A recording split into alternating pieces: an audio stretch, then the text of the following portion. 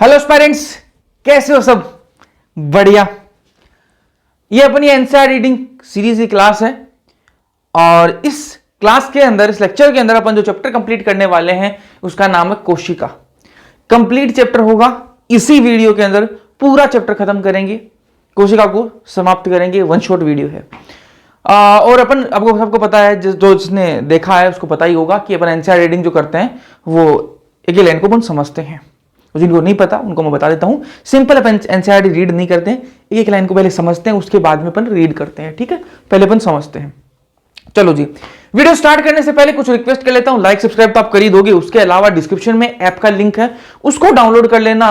वहां पर आपको फ्री टेस्ट मिल जाएंगे, नोट्स मिल जाएंगे, सब कुछ फ्री है, तो डाउनलोड करके देख लेना। उसके अलावा वहां पर चैट का ऑप्शन है, तो वहां पर आप कुछ डाउट भी पूछ सकते हो, आपको रिप्लाई मिल जाएगा। डिस्क्रिप्शन में ही टेलीग्राम चैनल का लिंक भी है, उसको भी ज्वाइन कर लेना। कब क्लास होनी है, कब नहीं होनी, ये सारी बातें आपको पता रहेंगी। टेस्ट का सिलेबस भी आपको टेलीग्राम चैनल पर ही पता रहेगा। ठीक बात है। चलो जी, शुरुआत करते हैं आज के लेक्चर की। आ जाओ, कोशिका पढ़ते हैं। कोशिका जीवन की क्या है? इकाई है। ठीक बात है। चलो देखो, निर्जीव जो चीजें होंगी उनमें कोशिका नहीं होगी और जो सजीव चीजें होंगी उनमें कोशिका होगी। भैया सिंपल बात बता रहे हो आप, एनसीईआरटी भी सिंपल बातें यही लिखती है, बस वही बातें लिखी हुई हैं। तो पहले अपन बिल्कुल समझेंगे एक चीज को, है ना। निर्जीव जो है उनके अंदर कोशिका नहीं होती और सजीव के अंदर कोशिका होती है।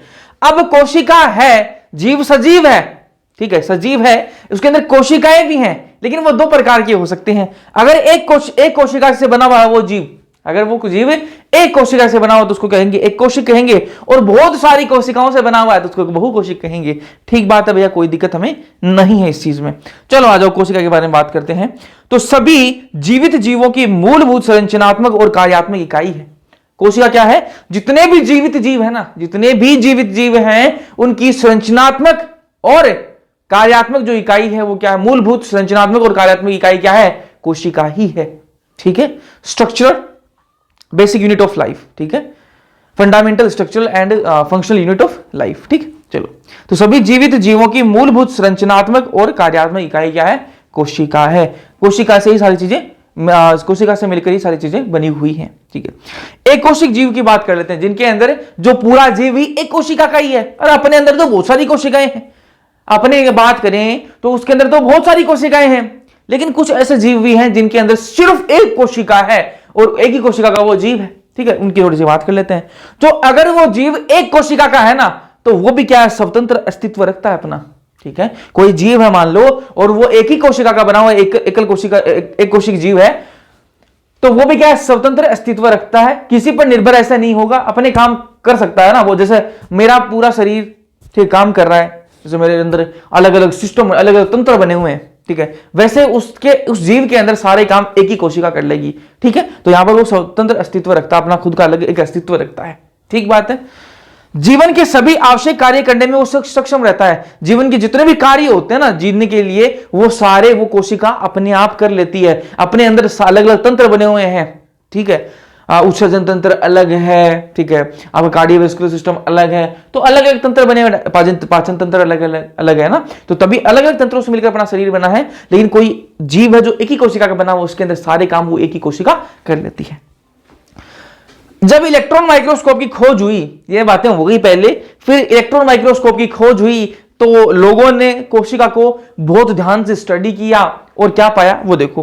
इलेक्ट्रॉन माइक्रोस्कोप की खोज हुई, कोशिका की विस्तृत संरचना का अध्ययन संभव हो पाया। जब इलेक्ट्रॉन माइक्रोस्कोप की खोज हुई तो कोशिका का विस्तृत जो संरचना है कोशिका की, उसका अध्ययन कर पाए। इतने दिन तो उनको दिख ही नहीं पा रहा था। पहले क्या थे? जो सिंपल माइक्रोस्कोप थे वो थे, फिर कंपाउंड माइक्रोस्कोप से देखा तो उनसे इतना संरचना का आइडिया नहीं लग पा रहा था। लेकिन जैसे ही इलेक्ट्रॉन माइक्रोस्कोप का खोज हुई ना, उसके अंदर बढ़िया सब कुछ दिख रहा था, तो कोशिका की जो संरचना है उनके बारे में स्टडी करने में आसानी रही माइक्रोस्कोप से। ठीक है, इलेक्ट्रॉन माइक्रोस्कोप से। एक साइंटिस्ट है रॉबर्ट हुक, नाम सुने होंगे आपने ये सारे, क्योंकि अपन 9वीं 10वीं से ये पढ़ने लग जाते हैं, और मैं तो कहता हूं 7वीं 8वीं में अपन पढ़ने लग जाते हैं। रॉबर्ट हुक नाम के एक साइंटिस्ट है जिन्होंने सेल की डिस्कवरी की, कोशिका को खोजा। इन्होंने, किसने खोजा? रॉबर्ट हुक साहब ने। ठीक है, लेकिन यहां पर एक पेच है यार। पेच क्या है? रॉबर्ट हुक साहब ने कोशिका की खोज तो की थी, लेकिन जीवित कोशिका की किसने खोज करी? वो एंटोन वॉन लेवेनहुक थे। ठीक है, मैं वापस बोल रहा हूं, रॉबर्ट हुक साहब ने कोशिका की खोज की थी, लेकिन वो कोशिका कैसी थी? मृत कोशिका थी। कैसी कोशिका थी? मृत कोशिका थी। और जीवित कोशिका की खोज किसने की? एंटोन वॉन लेवेनहुक ने की। ठीक बात है क्या? ठीक है, तो रॉबर्ट हुक साहब ने सेल की डिस्कवरी करी थी, लेकिन एंटोन वॉन लेवेनहुक ने जीवित कोशिका को खोजा था। एक साइंटिस्ट है रॉबर्ट ब्राउन। रॉबर्ट हुक और ब्राउन में कंफ्यूज मत होना। रॉबर्ट ब्राउन साहब जो है उन्होंने केंद्रक की खोज करी, न्यूक्लियस को खोजा था। ठीक बात है, तो तीनों को समझ में आ गया आपको। चलो आगे बढ़ते हैं। कोशिका सिद्धांत पर आने से पहले मैं इसकी एनसीईआरटी रीड करा देता हूं आपको। जो मैंने अभी तक पढ़ाया है वो सारा कुछ एनसीईआरटी में लिखा हुआ, एक एक लाइन दिखाता हूं आपको। जो जब आप अपने चारों तरफ देखते हो तो जीव व निर्जीव दोनों को आप पा जाते हो। ठीक बात है, मैंने आपको स्टार्टिंग में बता दिया कि निर्जीव के अंदर कोशिका नहीं होती है ना। आप अवश्य आश्चर्य करते होंगे कि एवं अपने आप से पूछते होंगे कि ऐसा क्या है जिस कारण जीव कहलाते हैं। ऐसा क्या है कि जिनको जीव को जीव कहते हैं और निर्जीव जीव नहीं हो सकते। निर्जीव जो है वो जीव नहीं हो सकता। इस जिज्ञासा का उत्तर तो केवल यही हो सकता है कि जीवन की आधारभूत इकाई जीव कोशिका की उपस्थिति एवं अनुपस्थिति है। जिसके अंदर कोशिका उपस्थित होगी वो आपका जीव कहलाएगा, जिसके अंदर नहीं है वो निर्जीव कहलाएगा। सभी जीवधारी कोशिकाओं से बने होते हैं। इनमें से कुछ जीव एक कोशिका के बने हुए होते हैं, एक कोशिका मैंने बताया आपको, और जिन्हें एक कोशिक जीव कहते हैं, जबकि दूसरे हमारे जैसे अनेक कोशिकाओं से मिलकर बने होते हैं उनको बहुकोशिक जीव कहते हैं। ये मैंने शुरुआत में आपको बता दिया। चलो, कोशिका क्या है, ध्यान से सुनो भाई। कोशिकीय जीवधारी स्वतंत्र अस्तित्व कर रखते हैं अपना, ठीक है, और जीवन के लिए सभी आवश्यक कार्य, जीवन के लिए एक तो स्वतंत्र अस्तित्व और जीवन के लिए जरूरत वाले जितने भी कार्य हैं वो सारे अपने कर सकते हैं। ठीक बात है, ठीक है जी। चलो, करने में सक्षम होते हैं। कोशिका के बिना किसी भी स्वतंत्र जीव का अस्तित्व नहीं है। कोई ऐसा जीव जिसके अंदर कोशिका ही नहीं है तो फिर वो जीव ही नहीं है ना। अरे कोई ऐसा जीव है, मान लो कोई ऐसी चीज है जिसके अंदर कोशिका नहीं है तो फिर वो जीव ही नहीं है ना। जीव होने के लिए उसके में कोशिका होनी चाहिए। ठीक बात है। चलो, तो अस्तित्व नहीं हो सकता। एक मिनट। इस कारण जीव के लिए कोशिका ही मूलभूत संरचनात्मक एवं क्रियात्मक इकाई होती है। बताया मैंने आपको। ठीक। एंटोन वॉन लेवेनहुक ने पहली बार कोशिका को देखा था और वर्णन किया। एंटोन वॉन लेवेनहुक साहब ने क्या किया था? कोशिका को पहली बार देखा था, जीवित कोशिका को, है ना, मृत कोशिका को रॉबर्ट हुक साहब ने। रॉबर्ट ब्राउन ने बाद में केंद्रक की खोज की थी। न्यूक्लियस की खोज रॉबर्ट ब्राउन साहब ने करी थी, बता दिया मैंने आपको। सूक्ष्मदर्शी की खोज वह बाद में इनके सुधार के बाद फेजक कंट्रास्ट व इलेक्ट्रॉन सूक्ष्मदर्शी इलेक्ट्रॉन माइक्रोस्कोप द्वारा कोशिका की विस्तृत संरचना का अध्ययन हो सका है। मैंने आपको बता दिया इलेक्ट्रॉन माइक्रोस्कोप के बारे में खोज हुई और कोशिका की जो विस्तृत संरचना है उसका अध्ययन बाद में हो पाया। पर आदो कोशिका सिद्धांत को पढ़ते हैं। कोशिका सिद्धांत, दो साइंटिस्ट थे भाई, एक थे मैथ्यू स्लेडन और एक थे थियोडोर स्वान। आप सुनो ध्यान से, मैं कह रहा हूं एक दो साइंटिस्ट थे, एक थे मैथ्यू स्लेडन और एक थे थियोडोर स्वान। मैथ्यू स्लेडन साहब थे, उन्होंने कब काम किया था? 1838 के अंदर। ठीक है, ईयर साल आपको याद होनी चाहिए। मैथ्यू स्लेडन साहब की जिस साल के अंदर उन्होंने ये काम अपना स्टार्ट किया था वो 1838। और थियोडोर स्वान साहब ने जब काम किया था उनके एक साल बाद में उन्होंने काम किया 1839। ठीक बात है का? साल आपको याद होनी चाहिए। एक चीज और आपको याद होनी चाहिए इन साइंटिस्ट के बारे में जो जनरली आप इग्नोर कर दोगे लेकिन क्वेश्चन में वो पूछ लेगा। क्या है वो? कि मैथ्यू स्लेडन जो है वो कहां के वैज्ञानिक थे और किस चीज के वैज्ञानिक थे? जो मैथ्यू स्लेडन थे वो जर्मनी के थे और वनस्पति वैज्ञानिक थे, बोटनिस्ट थे। आपस बोलूं, जर्मनी के वनस्पति वैज्ञानिक थे। वनस्पति मतलब प्लांट्स के बारे में, प्लांट्स के वैज्ञानिक थे और प्लांट्स के वैज्ञानिक को क्या कहते हैं? बोटनिस्ट कहते हैं।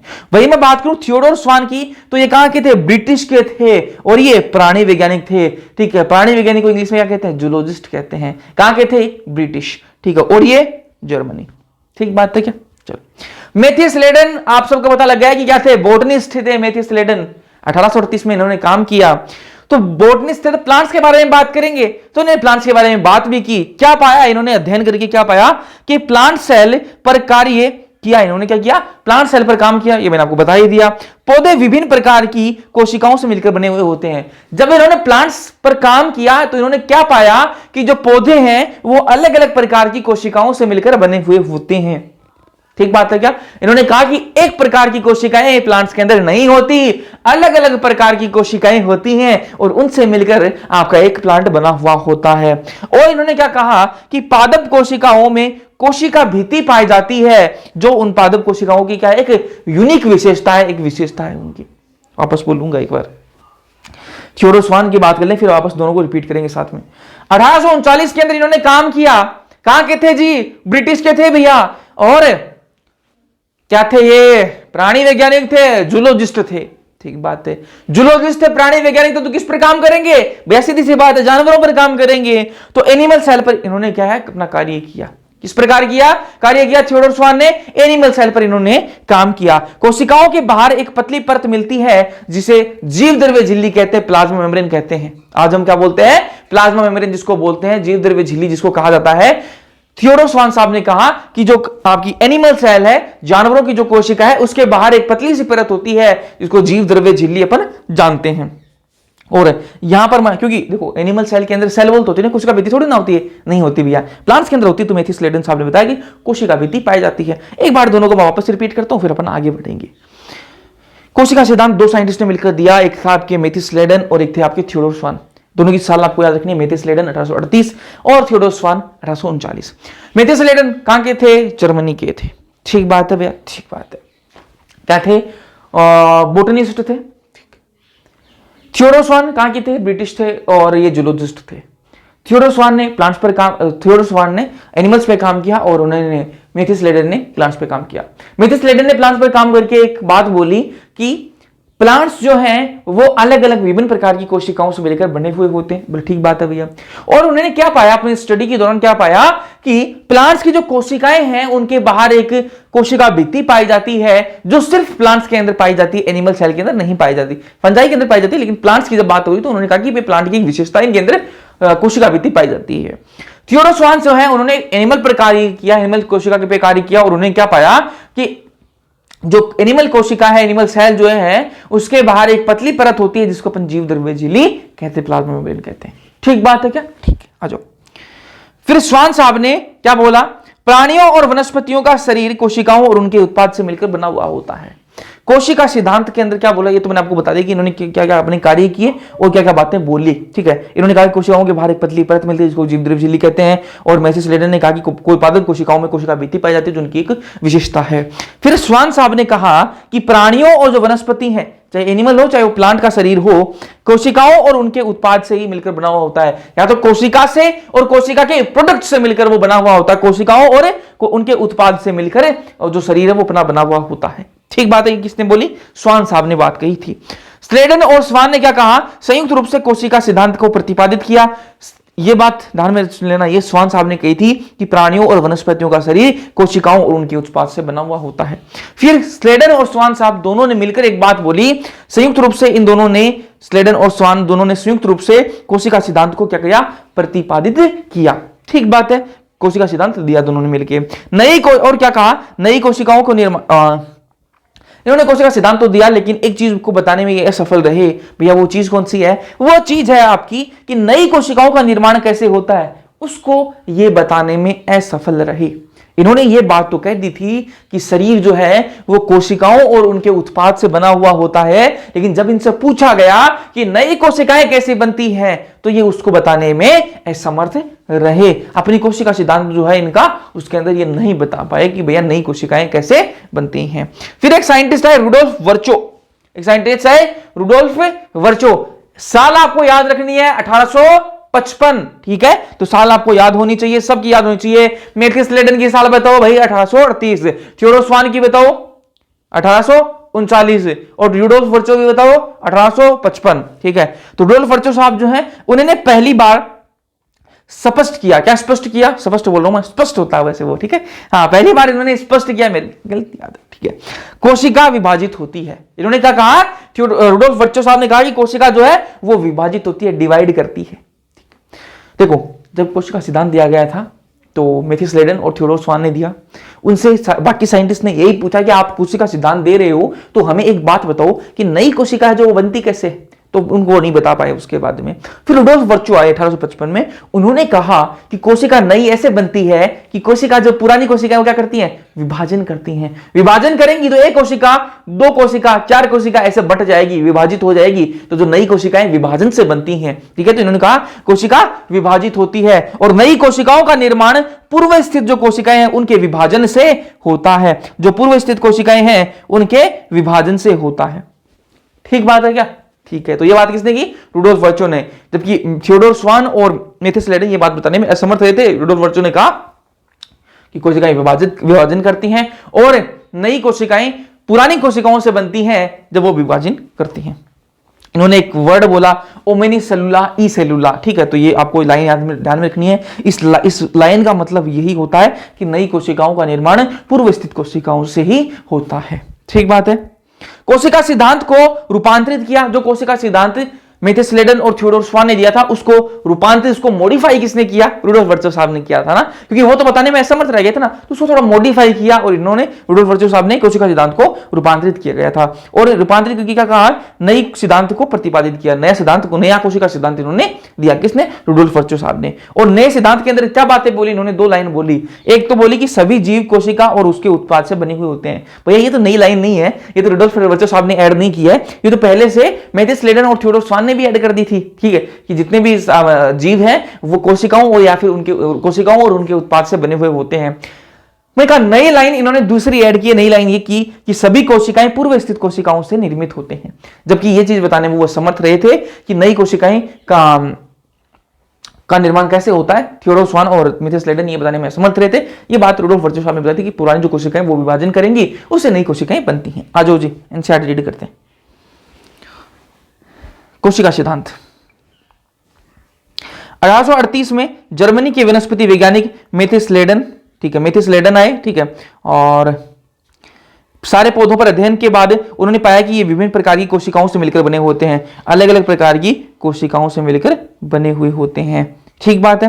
जो पौधों के उत्कों का निर्माण करते हैं, बहुत सारी कोशिकाएं मिलकर एक उत्कों का निर्माण करती है। ठीक बात है, कोई दिक्कत नहीं है। लगभग इसी समय 1839 में ब्रिटिश प्राणी वैज्ञानिक थियोडोर स्वान आए थे, जो विभिन्न जंतु कोशिकाओं के अध्ययन के बाद पाया कि कोशिकाओं के बाहर एक पतली परत मिलती है जिसको आजकल हम जीव द्रव्य झिल्ली कहते हैं, प्लाज्मा मेम्ब्रेन कहते हैं। इस वैज्ञानिक ने पादप ऊतकों के अध्ययन के बाद बताया कि पादप कोशिकाओं में कोशिका भित्ति मिलती है जो इनकी एक विशेषता है। मैंने आपको ये बताई, सारी बातें बता दी मैंने। ठीक है ना, कोई लाइन आपको ऐसी दिखे तो बताना मेरे को भी। उपरोक्त आधार पर स्वान ने अपनी परिकल्पना रखते हुए बताया कि प्राणियों और वनस्पतियों का शरीर कोशिकाओं और उनके उत्पाद से मिलकर बना हुआ होता है। मैंने आपको बता दिया। स्लेडन और स्वान ने संयुक्त रूप से कोशिका सिद्धांत को प्रतिपादित किया। ये लाइन मैंने आपको बताई। यद्यपि इनका सिद्धांत ये बताने में असफल रहा कि नई कोशिकाओं का निर्माण कैसे होता है, ये नहीं बता पाए, है ना। पहली बार रुडोल्फ वर्चो साहब आए 1855 के अंदर आए। ठीक है, यहाँ पर बिरचो लिख रखा है, वर्चो। ठीक है, वी ही है इंग्लिश वाले एनसीईआरटी में, यहाँ पर बिरचो लिखते हैं। ठीक है, ने 1855 आपको याद रखना, ने स्पष्ट किया कि कोशिका विभाजित होती है। इन्होंने क्या स्पष्ट किया कि कोशिका विभाजित होती है और नई कोशिकाओं का निर्माण पूर्व स्थित कोशिकाओं के विभाजन से ही होता है। ओमनी सेलुला ई सेलुला, इन्होंने ये लाइन बोली जिसका हिंदी में, इंग्लिश में अभी हिंदी में मतलब ये होता है कि जो नई कोशिकाएं हैं वो पुरानी कोशिकाओं से के विभाजन से होता है। ठीक, इन्होंने स्लाइडन व स्वान की कल्पना को रूपांतरित किया, मॉडिफाई किया और एक नई सिद्धांत को प्रतिपादित किया, नई सेल थ्योरी इन्होंने दी। वर्तमान समय के परिप्रेक्ष्य में कोशिका सिद्धांत का निम्नवत है। आज के टाइम पर जो कोशिका सिद्धांत है वो ये दो बातें कहता है कि सभी को जीव कोशिका व कोशिका उत्पाद से बने हुए होते हैं, सभी कोशिकाएं पूर्व स्थित कोशिकाओं से निर्मित होती हैं। जितनी भी कोशिकाएं वो पहले से जो निर्मित कोशिकाएं उन्हीं से बनती हैं। यहां तक कोशिका को कोई दिक्कत है नहीं होनी चाहिए। एक एक लाइन अपन ने समझ ली है।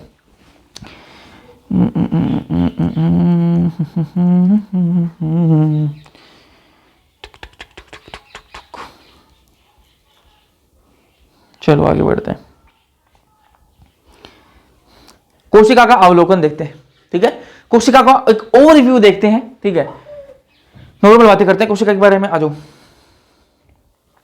प्रोकार्योटिक कोशिका की बात कर लेते हैं सबसे पहले। इसके अंदर प्रोकार्योटिक कोशिका किसको कहते हैं? जिसके अंदर झिल्ली युक्त केंद्रक नहीं होता। ठीक है, और कोशिकांग झिल्ली युक्त नहीं होते, उसको क्या कहते हैं अपन? प्रोकार्योटिक कोशिका कहते हैं। अरे प्रोकार्योटिक कोशिका किसको कहोगे भैया? उसको कहेंगे जिसके केंद्र के बाहर झिल्ली ना हो, झिल्ली युक्त केंद्रक जिसके अंदर ना हो, और जिसके अंदर जो अंगक होंगे, कोशिकांग होंगे, कोशिका के अंदर जो अंगक होंगे वो झिल्ली युक्त ना हो, वो क्या हो जाएगी? आपकी प्रोकार्योटिक कोशिका हो जाएगी। और यूकार्योटिक कोशिका किसको कहेंगे? जिसके अंदर झिल्ली युक्त कोशिका अंग पाए जाते हो, ट्रू न्यूक्लियस पाया जाता हो, ऐसी कोशिका को अपन यूकार्योटिक कोशिका कहते हैं। ठीक है, मैंने कहा कि जो आपकी यूकार्योटिक कोशिका है उसमें कुछ कोशिका अंग ऐसे भी हैं जो अझिल्ली युक्त होते हैं, जिनके अंदर झिल्ली नहीं होती। ठीक है, झिल्ली नहीं होती, ऐसे कोशिकांग भी पाए जाते हैं। देखो ऐसे कोशिकांग भी हैं जिनके अंदर झिल्ली युक्त कोशिकांग भी पाए जाते हैं और अझिल्ली युक्त। यहां पर मैं कोशिक झिल्ली रहित कोशिकांग लिखूंगा तो ज्यादा बेटर रहेगा ना। ये मैंने क्या लिखा है? मतलब झिल्ली रहित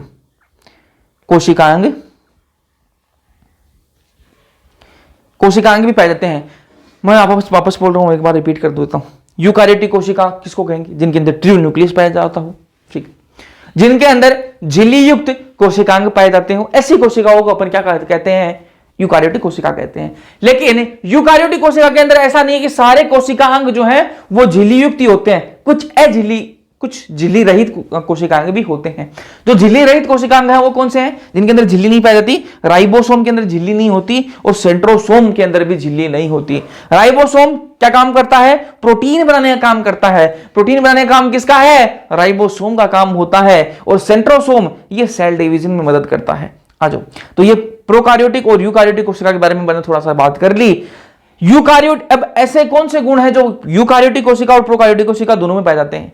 ये गुण तो मैंने आपको बहुत बताए जो प्रोकार्योटिक कोशिका के अंदर नहीं होते, ये यूकार्योटिक कोशिका के अंदर पाए जाते हैं। अब कुछ गुण ऐसे हैं जो प्रोकार्योटिक कोशिका के अंदर पाए जाएंगे और यूकार्योटिक कोशिका दोनों के अंदर पाए जाएंगे, तो वो देख लो। कोशिका झिल्ली दोनों के अंदर होगी, चाहे वो प्रोकार्योटिक कोशिका हो चाहे वो यूकार्योटिक कोशिका हो, कोशिका झिल्ली सबके अंदर पाई जाती है। ठीक है, कोशिका द्रव्य सबके अंदर पाया जाएगा। ठीक है, डीएनए पाया जाएगा, राइबोसोम यूकार्योटिक और प्रोकार्योटिक दोनों के अंदर पाया जाएगा। ठीक है, जो राइबोसोम है साइटोप्लाज्म है, ठीक है, माइटोकॉन्ड्रिया, क्लोरोप्लास्ट और आपका रफ ईआर। अब राइबोसोम कहां कहां होता है वो देख लो। साइटोप्लाज्म के अंदर राइबोसोम होता है, माइटोकॉन्ड्रिया पर राइबोसोम होते हैं, क्लोरोप्लास्ट के अंदर राइबोसोम होते हैं और रफ ईआर जो है आपका एंडोप्लाज्मिक जो रेटिकुलम है उसके अंदर भी राइबोसोम होते हैं। तो देखो भाई राइबोसोम का काफी फैला हुआ बिजनेस है। ठीक है, तो साइटोप्लाज्म के अंदर मिल जाएंगे, माइटोकॉन्ड्रिया के अंदर मिल जाएंगे, क्लोरोप्लास्ट के अंदर, रफ ईआर के अंदर आपको राइबोसोम देखने के लिए मिल जाएंगे। कोशिका के आकार के बारे में बात करें तो सबसे छोटी जो कोशिका है, स्मॉलेस्ट सेल कौन सी है? माइकोप्लाज्मा है, जिसकी साइज एनसीईआरटी मेंशन करती है 0.3 माइक्रोमीटर आपको साइज देखने के लिए मिलती है। ठीक है, वापस सुनो ध्यान से।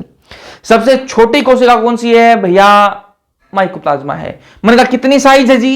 0.3 माइक्रोमीटर। लार्जेस्ट कोशिका कौन सी है? सबसे बड़ी कोशिका तो शुतुरमुर्ग जो है उसका अंडा। ठीक है, लॉन्गेस्ट कोशिका, सबसे लंबी कोशिका, एक तो बड़ी और लंबी फर्क होता है दोनों में। ठीक है, तो लॉन्गेस्ट सेल कौन सी है? आपकी तंत्रिका कोशिकाएं, जो नर्व सेल्स हैं वो आपकी लंबी कोशिकाओं में आती हैं। ठीक है, मानव आरबीसी की बात करें तो 7 माइक्रोमीटर इसकी साइज होती है। बैक्टीरिया की बात करें तो 3 से 5 माइक्रोमीटर बैक्टीरिया की साइज होती है और आपके जो माइकोप्लाज्मा उसकी 0.3 माइक्रोमीटर साइज होती है। तो ये बातें आपको ध्यान में रखनी है। कोशिका के शेप के बारे में बात कर लेते हैं, जो एनसीईआरटी में दे रखे हैं उन्हीं की बात कर रहे हैं। लाल रुधिर कोशिकाओं की गोल और दव अवतली होती हैं, बाइकॉन्केव होती हैं ये। ठीक है, याद रखना आपको। श्वेत रुधिर कोशिकाएं जो है वो कैसी होती हैं? अमीबाकृति होती है ना, अमीबॉइड होती हैं। स्तंभाकार उपकला जो है आपकी, ठीक है, एपिथेलियम जो कोशिकाएं वो कैसी होती हैं? लंबी और सक्रिय होती हैं। ठीक है, कोलमर एपिथेलियम सेल्स, ठीक है, कैसे होती है? लंबी होती हैं और सक्रिय होती है। देखो लंबी लंबी हैं और सक्रिय भी हैं। चलो, तंत्रिका कोशिकाओं की बात करें तो कैसे होती है? ये शाखित होती है और लंबी होती है। लंबी है और देखो शाखित, देखो यहां पर शाखा निकली हुई है इनकी, देखो यहां पर देखो अलग अलग शाखा निकली हुई है, तो लंबी है और शाखित है।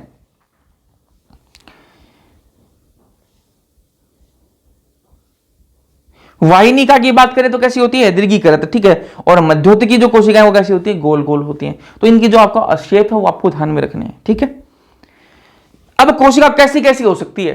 कोशिका कैसी कैसी हो सकती है? तो बिंबाकार बहुभुजी हो सकती है, स्तंभी हो सकती है, कोलम लंबे लंबे, ठीक है, घनाभ हो सकती है, क्यूबॉइडल हो सकती है, धागे की तरह रिबन टाइप की हो सकती है कोशिका। ठीक है, और असमाकृति हो सकती है, मतलब कोई आकृति ना हो ऐसी भी हो सकती है, ठीक है। तो ये कुछ आकृतियां हैं जैसे जैसे कोशिका हो सकती है, तो एनसीईआरटी यहाँ पर मेंशन करती है। आ जाओ जी, इसको अपन एनसीईआरटी से रीड करते हैं।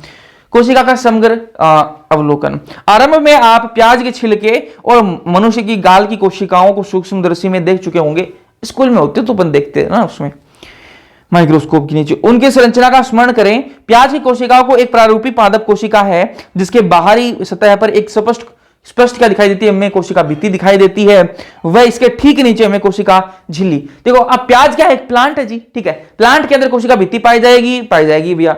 तो प्लांट की कोशिका है तो सबसे बाहर क्या होगी, कोशिका भित्ति, उसके अंदर क्या होगी, कोशिका झिल्ली होगी, सेल मेम्ब्रेन होगी, और होगी या नहीं होगी, होगी भैया, ठीक है। तो कोशिका झिल्ली होती है। मनुष्य की गाल की जो कोशिका है उसके संगठन के बाहर की तरफ केवल झिल्ली संरचना होती है। मनुष्य की गाल की कोशिका अपन देखेंगे माइक्रोस्कोप के नीचे तो हमें क्या दिखना चाहिए, कोशिका भित्ति दिखनी चाहिए क्या, नहीं दिखनी चाहिए। क्यों नहीं दिखनी चाहिए, अरे मेरे गाल की कोशिका निकालोगे तो मैं क्या हूं, एनिमल नहीं हूं क्या, रणबीर कपूर वाली फिल्म वाला एनिमल नहीं, नॉर्मली मतलब जानवर, ठीक है। चलो,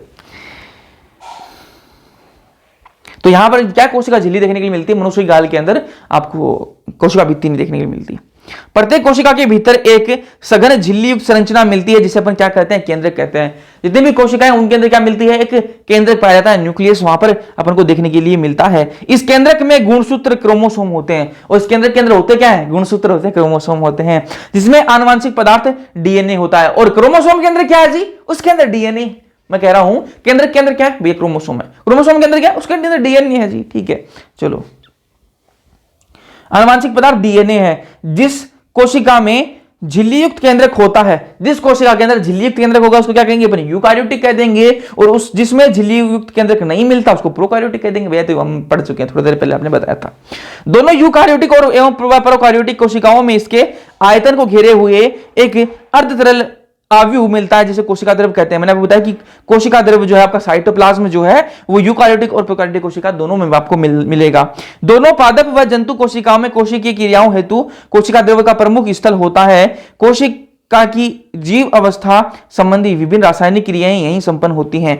जो कोशिका जो है उसके अंदर जितनी भी रासायनिक क्रियाएं होंगी वो कहां चलती रहेंगी, वो चलती रहेंगी आपके कोशिका द्रव्य के अंदर, वो चलती रहती है। आप सुनो ध्यान से, एग्जाम में क्वेश्चन ये लाइन आ सकती है, ध्यान से सुनो। कोशिका के अंदर चलने वाली जितनी भी रिएक्शंस हैं वो कहां चलती हैं भैया, वो कोशिका द्रव्य के अंदर चलती हैं, ठीक बात है। चलो, यूकार्योटिक कोशिका में केंद्रक के अतिरिक्त अन्य झिल्लीयुक्त संरचनाएं भी पाई जाती हैं। कोशिका अंग कहलाती हैं, जैसे आपकी अंत परद्रवी जालिका जिसको एंडोप्लाज्मिक रेटिकुलम कहेंगे, ठीक है। सूत्रकणिका जिसको माइटोकॉन्ड्रिया, सूक्ष्मकाय माइक्रोबॉडी, ठीक है। गोल्जी, ये आपका गोल्जी अपरेटस, गोल्जी बॉडी, ठीक है। लैन का लाइसोसोम हो गया आपका, रसधानी, ठीक है। प्रोकार्योटिक कोशिका में झिल्लीयुक्त कोशिकाओं का अभाव होता है, ठीक बात है। चलो, तो ये कुछ आपके झिल्लीयुक्त क्या है कोशिकांग है, ठीक है, जिनके अंदर झिल्ली होती है। ये मैंने आपको शेप बताई दी है मैंने आपको। चलो, यूकार्योटिक और प्रोकार्योटिक दोनों कोशिकाओं में झिल्ली रहित अंगक भी पाए जाते हैं। ये मैंने आपको थोड़ी देर पहले बताया, कौन कौन से, राइबोसोम मिलते हैं, ठीक है। कोशिका के भीतर राइबोसोम केवल कोशिका द्रव्य में ही नहीं बल्कि दो अंगक हरित लवक जो पौधों में पाया जाता है और सूत्रकणिका जो माइटोकॉन्ड्रिया उसके अंदर भी आपको देखने के लिए मिलेगा। और जो आपकी आरईआर मैंने आपको बताया था, देखो मैं आपको दिखाता हूं आपको, रफ ईआर, आरईआर ना, ये क्या है, खुरदरा एंडोप्लाज्मिक रेटिकुलम है। यहां पर देखो ये आ गया खुरदरी अंतर्द्रवी जालिका, ठीक है। तो अंतर्द्रवी जालिका एंडोप्लाज्मिक रेटिकुलम होती है, में भी ये मिलते हैं, कौन, राइबोसोम मिलते हैं, ये मैंने आपको बता दिया। जंतु कोशिका में झिल्ली रहित क्या होता है, तारकाय होता है। तारकाय किसको कहते हैं, आपको जो सेंट्रोसोम उसको कहते हैं। देखो यहां पर देखो, ये देखो सेंट्रोसोम, मैंने आपको बताया था। कुछ झिल्ली रहित कोशिकांग सेंट्रोसोम। राइबोसोम किसके अंदर, प्लांट्स के अंदर, एनिमल्स के अंदर, दोनों में पाया जाएगा। सेंट्रोसोम सिर्फ एनिमल्स के अंदर पाया जाता है। आ जाओ, तो जी जंतु कोशिका में झिल्ली रहित क्या है, तारकाय है। क्या है, तारकाय। तारकाय को इंग्लिश में क्या कहते हैं, सेंट्रोसोम कहते हैं, ठीक बात है। जो कोशिका विभाजन में सहायता करता है, देखो मैंने आपको बताया सेल डिवीजन में मदद करता है, ठीक है। आ जाओ, कोशिकाएं माप, आकार व कार्य की दृष्टि से काफी भिन्न होती हैं। उदाहरणतः सबसे छोटी कोशिका माइकोप्लाज्मा 0.3 माइक्रोमीटर की होती है लंबाई, जबकि बैक्टीरिया में 3 से 5 माइक्रोमीटर होती है। पृथक की गई सबसे बड़ी कोशिका शुतुरमुर्ग के अंडे के समान है। बहुकोशिकीय जीवधारियों में मनुष्य की लाल रक्त कोशिकाओं का व्यास कितना है, 0 माइक्रोमीटर होता है। तंत्रिका कोशिकाएं सबसे लंबी होती हैं, ये मैं आपको बता चुका हूं। ये बिंबाकार, बहुभुजी, स्तंभी, घनाभ, दागे की तरह, असमाकृति, ये सारी हो सकती हैं। ठीक बात है। चलो एक लाइन में आपको यहां से एनसीईआरटी से नोट्स से दिखाता हूं, फिर मैं आपको, चलो शायद आगे आएगी शायद वो लाइन, नहीं है, देखो। कोशिकाओं का रूप अनेक कार्य के अनुसार भिन्न हो सकता है। कोशिकाओं का जो रूप है ना, किस प्रकार का रूप होगा कोशिकाओं का, वो उनके कार्य पर डिपेंड करेगा कि वो किस तरह का काम कर रही हैं, उस तरीके का उनका रूप हो सकता है। तो कोशिकाओं का रूप उनके कार्य के अनुसार अलग अलग हो सकता है। जिस प्रकार का वो काम करेंगी उस प्रकार का वो रूप ले लेंगी। ठीक बात है। चलो जी आ जाओ। तो कोशिकाओं का रूप अनेक कार्य के अनुसार उनका भिन्न हो सकता है, मैंने आपको बता दिया। चलो अब बात करेंगे अपन किसकी, प्रोकार्योटिक कोशिकाओं के बारे में बात करते हैं। ठीक बात है। आ जाओ। प्रोकार्योटिक कोशिका के अंदर कौन कौन होंगे, जीवाणु, ठीक है, बैक्टीरिया हो गया आपका, ब्लू ग्रीन एल्गी होगी, माइकोप्लाज्मा, पीपीएलओ, ठीक है, ये सारे किसके अंदर आएंगे, प्रोकार्योटिक कोशिका के अंदर। ठीक है। यूकार्योटिक कोशिका से ये छोटी होती है, जो आपकी प्रोकार्योटिक कोशिका क्या होती है, यूकार्योटिक कोशिका से छोटी होती है और तेजी से विभाजित भी होती है। वो जो सेल है यूकार्योटिक कोशिका की, जो सेल है यूकार्योटिक कोशिका जो है वो जल्दी से विभाजित होती है, विभाजन इनके अंदर जल्दी देखने के लिए मिलता है। आपके जो बैक्टीरिया उसका आकार कैसा होता है, ये अपन पढ़ चुके हैं, पहले भी पढ़ चुके हैं दूसरे चैप्टर के अंदर। दंडाकार, बैसिलस, ठीक है, गोलाकार हो सकता है, केसाकार जिसको विब्रियो कहेंगे, और कोषाकार सॉरी, और स्पाइरल। ठीक है। तो ये 4 प्रकार की इसकी शेप है किसके, जीवाणु की, याद रख लेना। इनके अंदर विभेदित केंद्रक नहीं पाया जाता, ये तो हमें पता भैया, प्रोकार्योटिक कोशिका के अंदर केंद्रक जो विभेदित नहीं पाया जाता। ठीक है, मतलब वेल डेवलप्ड नहीं पाया जाता। आनुवांशिक पदार्थ मुख्य रूप से नग्न होते हैं। इनके अंदर जो कोशिका आपकी जो प्रोकार्योटिक कोशिका है, इसके अंदर जो इनका आनुवांशिक पदार्थ होगा वो कैसा होगा, नग्न होगा। नग्न होने का मतलब क्या है, उसके बाहर केंद्रक झिल्ली नहीं पाई जाती। जो न्यूक्लियर मेम्ब्रेन है, जो केंद्रक झिल्ली है वो नहीं होगी। मान लो ये केंद्रक है आपका, इसके बाहर केंद्रक झिल्ली नहीं है, केंद्रक झिल्ली नहीं है, तो इसके अंदर जो माल मसाला पड़ा वो क्या है, नग्न है। ठीक है। चलो इसके अंदर प्रोकार्योटिक कोशिकाओं के अंदर प्लाज्मिड पाया जाता है। प्लाज्मिड क्या है, बायोटेक्नोलॉजी अगर आपने पढ़ी है तो आपको पता है जी प्लाज्मिड क्या है। प्लाज्मिड क्या है, एक एक्स्ट्रा डीएनए है, अतिरिक्त गुणसूत्र संरचना है। ठीक है, अतिरिक्त मतलब एक्स्ट्रा, गुणसूत्र मतलब क्रोमोसोमल स्ट्रक्चर है ना। तो अतिरिक्त क्या है, गुणसूत्र संरचना है, एकल गुणसूत्र या फिर गोलाकार डीएनए है, ये गोल गोल होता है। ठीक है, और ये प्रतिजीवी के प्रति प्रतिरोधी होता है, प्रतिजीवी के प्रतिरोधी होता है। एंटीबायोटिक रेजिस्टेंस है ये। ठीक है, इसके अंदर क्या है, एंटीबायोटिक के प्रति क्या होता है, रेजिस्टेंस होता है। मतलब एंटीबायोटिक का इस पर कोई असर नहीं होता। किस पर नहीं होता, प्लाज्मिड पे कोई असर नहीं होता। इसीलिए इसको कहां यूज किया जाता है, प्लाज्मिड को इसको यूज किया जाता है बायोटेक्नोलॉजी के अंदर, है ना। अगर आपने बायोटेक्नोलॉजी पढ़ी है तो आपको पता भी होगा। 70S इनमें क्या होता है जी, राइबोसोम। राइबोसोम का प्रकार कैसा होता है, 70S। ठीक है, तो आपको ये ध्यान में रखना है। किसके अंदर होता है 70S, आपके जो प्रोकार्योटिक कोशिका है उनके अंदर 70S राइबोसोम होता है। क्या पढ़ा रहा हूं मैं, प्रोकार्योटिक कोशिका पढ़ा रहा हूं। ठीक है। चलो अब इसका एक बार अपन डायग्राम देखें। डायग्राम देखने से पहले मैं आपको बताऊं क्या, चलो पहले अपन डायग्राम देख लेते हैं, एक बार सारा पढ़ लेते हैं, उसके बाद अपन एक साथ में पढ़ लेंगे पूरे का।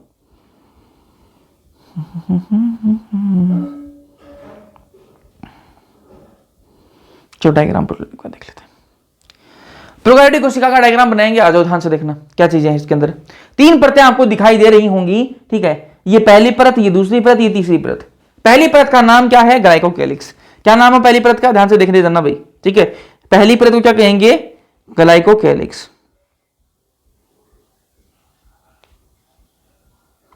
ग्लाइकोकेलिक्स। ठीक है, अब जो ग्लाइकोकेलिक्स जो है ना, ग्लाइकोकेलिक्स जो है वो 2 प्रकार की हो सकती है। ग्लाइकोकेलिक्स जो है पहली परत, मैं आपको कह रहा हूं, जो आपकी कोशिका होती है, किस कौन सी कोशिका, प्रोकार्योटिक कोशिका, उसके सबसे बाहर जो है एक परत होती है, इसका नाम क्या है, ग्लाइकोकेलिक्स नाम है। और ये ग्लाइकोकेलिक्स 2 प्रकार की हो सकती है। ये हार्ड भी हो सकती है, मतलब कठोर भी हो सकती है। चलो मैं इसको कठोर लिख देता हूं, ये कठोर हो सकती है।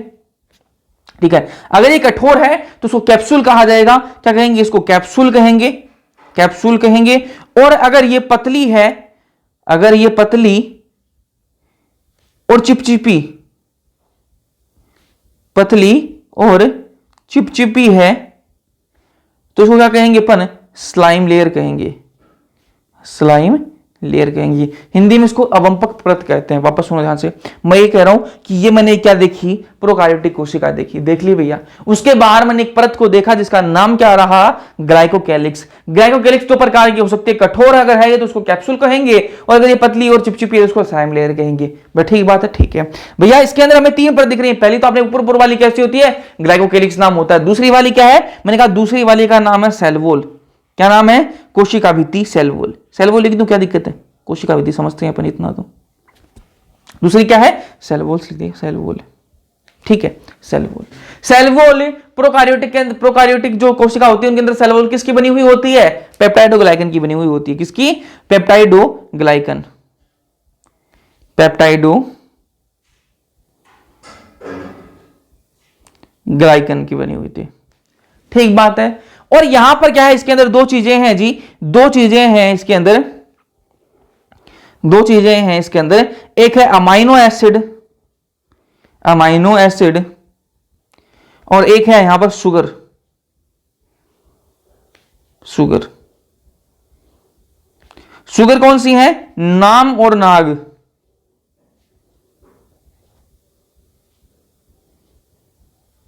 ठीक है, ये यहां पर शुगर है इसके अंदर ना, ये सेल वॉल की बात होगी। इसके अंदर अपन ने जब बात करी तो उसके अंदर और अंदर जाएंगे तो क्या मिलेगा हमें, और अंदर हम जाएंगे तो उसमें क्या मिलेगा हमें, ये जो अंदर वाली ब्लू कलर वाली जो परत है उसका नाम क्या है, प्लाज्मा मेम्ब्रेन। क्या नाम है, प्लाज्मा मेम्ब्रेन। जीव द्रव्य झिल्ली कह दो, कोशिका झिल्ली कह दो, प्लाज्मा मेम्ब्रेन। आप ध्यान से देखो, मैं कह रहा हूं कोशिका जो आपकी प्रोकार्योटिक कोशिका, उसके बाद तीन लेयर हैं, पहली परत ग्लाइकोकैलिक्स, दूसरी आपकी सेल वॉल, तीसरी आपकी प्लाज्मा मेम्ब्रेन। अब यहां पर देखना, प्लाज्मा मेम्ब्रेन जो है ना, प्लाज्मा मेम्ब्रेन जो है यहां पर उससे कुछ संरचनाएं निकली हुई हैं, ऐसी कुछ संरचनाएं निकली हुई हैं। किससे निकली हुई है, प्लाज्मा मेम्ब्रेन से कुछ ऐसी संरचनाएं निकली हुई हैं। इन संरचनाओं का कहते हैं, इन संरचनाओं को कहते हैं मीजोसोम कहा जाता है। इन संरचनाओं का कहते हैं मीजोसोम कहते हैं, मीजोसोम। ये मीजोसोम कहां से निकले हैं, ये निकले हैं कहां से, ये आपके प्लाज्मा मेम्ब्रेन से ही निकले हुए होते हैं। क्या काम है इन मीजोसोम का, इन मीजोसोम का काम ये है, ये पृष्ठ क्षेत्र बढ़ा देते हैं। देखो ये प्लाज्मा मेम्ब्रेन का क्या है, एक्सटेंशन है, फैलाव है, और इसे क्या बढ़ गया, पृष्ठ क्षेत्र बढ़ गया प्लाज्मा मेम्ब्रेन का, ठीक है। वो इनके अंदर क्या है, मीजोसोम पाया जाता है। यहां तक तो कोई दिक्कत आपको नहीं होनी चाहिए। उसके अलावा इनमें क्या पाया जाता है, उसके अलावा इनके अंदर राइबोसोम पाए जाते हैं। क्या पाया जाता है, राइबोसोम, ठीक है, ये क्या है, राइबोसोम। राइबोसोम किस प्रकार का राइबोसोम पाया जाता है, 70S राइबोसोम इनके अंदर पाया जाता है, ठीक है। ये कुछ प्रकार है, प्रोकार्योटिक कोशिकाओं के अंदर 70S पाया जाता है, और आपकी यूकार्योटिक कोशिकाएं हैं उनके अंदर 80S प्रकार का क्या है, राइबोसोम पाया जाता है। और क्या मिलेगा हमें यहां पर, और क्या मिलेगा, और ये जो खाली जगह इसमें क्या भरा हुआ है, साइटोप्लाज्म भरा हुआ है। क्या भरा हुआ है, साइटोप्लाज्म, कोशिका द्रव्य भरा हुआ है। यहां से आपकी जो प्लाज्मा मेम्ब्रेन है ना, जो आपकी प्लाज्मा मेम्ब्रेन है, यहां से कुछ संरचनाएं निकली हुई हैं, और इन संरचनाओं क्या कहते हैं अपन, इन संरचनाओं कहा जाता है पिलाई और फिम्बरी। क्या कहते हैं, पिलाई और फिम्बरी। हिंदी में मैं बात करूं तो इसको कहते हैं रोम और झालर। क्या होती है, रोम और झालर, ठीक है।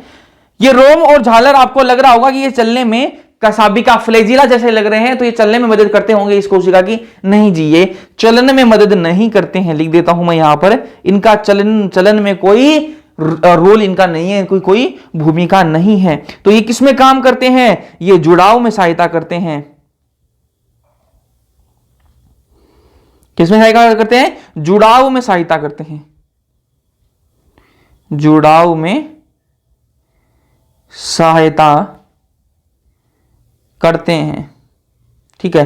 किससे जुड़ाव, किसी भी चीज से, अगर प्रोकार्योटिक कोशिका उसको कहीं जल के धारा के अंदर किसी चट्टान से चिपकना है तो वहां पर चिपकने में मदद करेंगे। किसी जानवर के अंदर, किसी जानवर के किसी उत्तक के साथ में इनको चिपकना है तो वहां पर भी ये मदद करते हैं। मतलब सीधी सी बात है, प्रोकार्योटिक कोशिका को ये चिपकाने में, जुड़ाव करने में मदद करते हैं, ठीक बात है। उसके अलावा अपन को क्या देखने के लिए मिलता है इस कोशिका के अंदर, उसके अलावा अपन को देखने के लिए मिलता है, यहां पर हमें क्या देखने के लिए मिलता है, एक फ्लैजिला देखने के लिए मिलता है। ये क्या है, फ्लैजिला। फ्लैजिला, फ्लैजिला क्या होती है, कसाबिका। हिंदी में क्या करते हैं, फ्लैजिला को कसाबिका कहते हैं। और ये जो फ्लैजिला है ना, ये जो फ्लैजिला है, ये यूकार्योटिक जो कोशिका के अंदर फ्लैजिला मिलेगा, उससे अपन को अलग देखने के लिए यहां पर मिलता है। और यहां पर एक संरचना मैं आपको और दिखा देता हूं।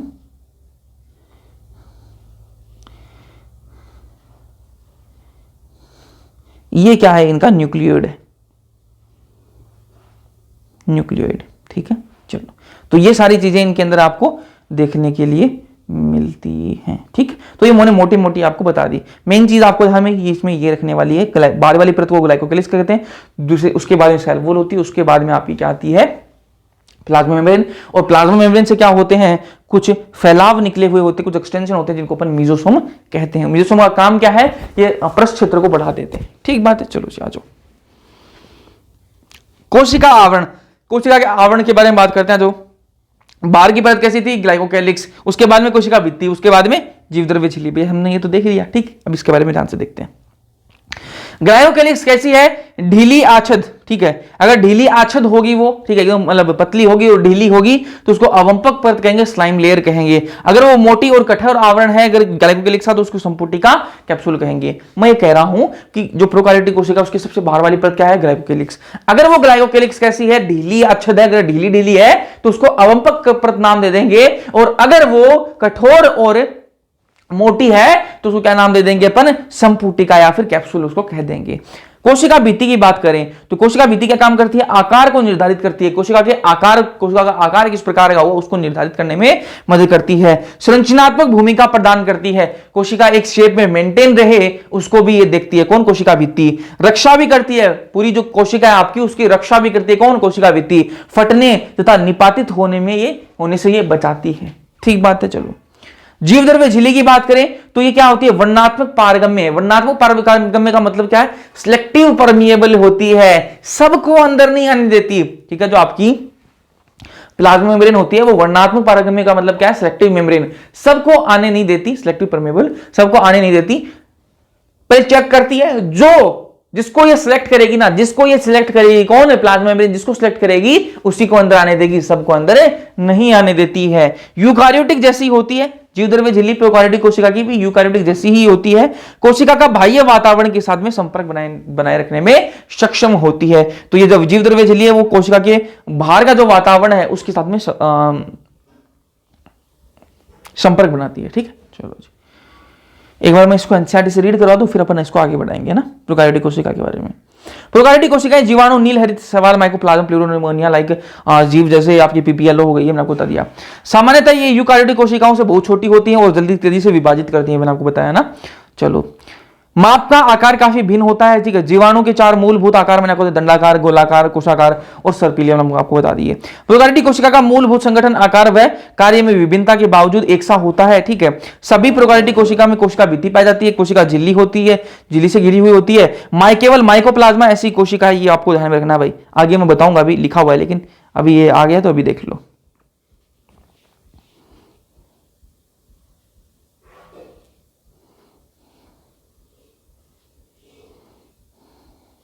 ठीक है, माइकोप्लाज्मा के अंदर क्या है, कोशिका भित्ति नहीं होती। मैं यहां पर लिख भी देता हूं, आगे नोट्स में भी ऐड है, टेंशन मत लो। माइकोप्लाज्मा सेल वॉल नहीं होती। ठीक है, माइकोप्लाज्मा में सेल वॉल नहीं होती।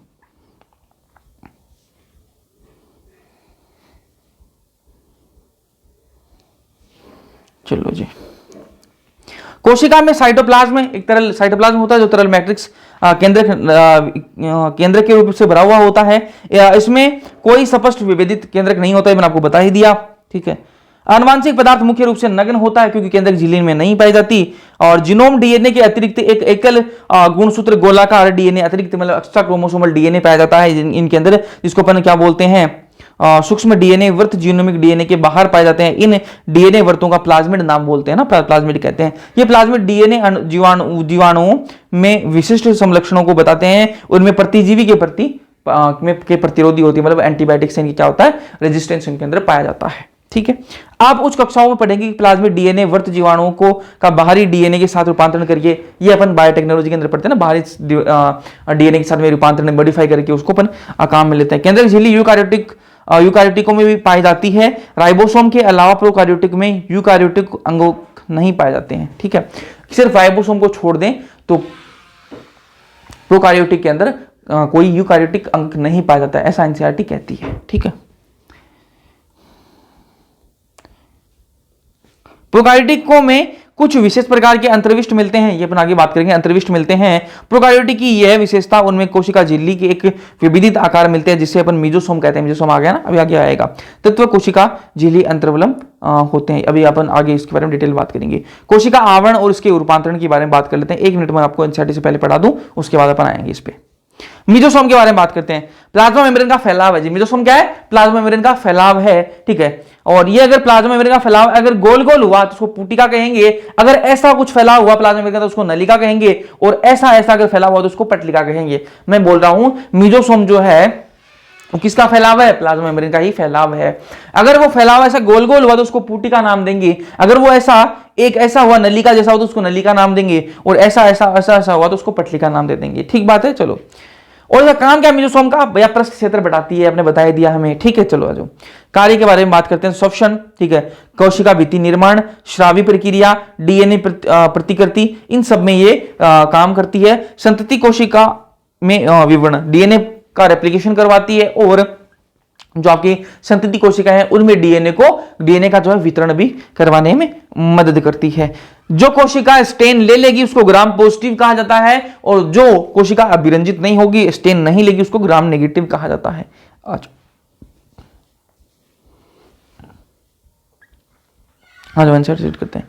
अधिकांश प्रोकार्योटिक कोशिकाओं में, विशेषकर जीवाणु कोशिकाओं में, एक जटिल रासायनिक कोशिका आवरण मिलता है। इनमें कोशिका आवरण दृढ़ता पूर्वक बंद कर 3 स्तरीय संरचना बनाते हैं। वो 3 कौन सी है? बाह्य परत कौन सी? ग्लाइकोकैलिक्स, जिसके पश्चात क्रमशः आपकी कोशिका भित्ति पाई जाती है, उसके बाद में आपकी जीव द्रव्य झिल्ली पाई जाती है। यद्यपि आवरण के प्रत्येक परत का कार्य भिन्न है, पर ये तीनों मिलकर एक सुरक्षा इकाई बनाते हैं। तीनों मिलकर एक सुरक्षा इकाई बनाते हैं, ठीक है। जीवाणुओं को उनकी कोशिकाओं आवरण की विभिन्नता एवं ग्राम द्वारा विकसित अभिरंजन विधि के प्रति विभिन्न व्यवहार के कारण 2 श्रेणियों में वर्गीकृत किया गया। जो ग्राम अभिरंजित होते हैं, जो स्टेन ले लेंगे, उनको ग्राम धनात्मक ग्राम पॉजिटिव कहेंगे, और जो अन्य अभिरंजित नहीं होंगे उनको अपन ग्राम ऋणात्मक या फिर ग्राम नेगेटिव कहेंगे। बता दिया मैंने आपको, आगे बढ़ते हैं।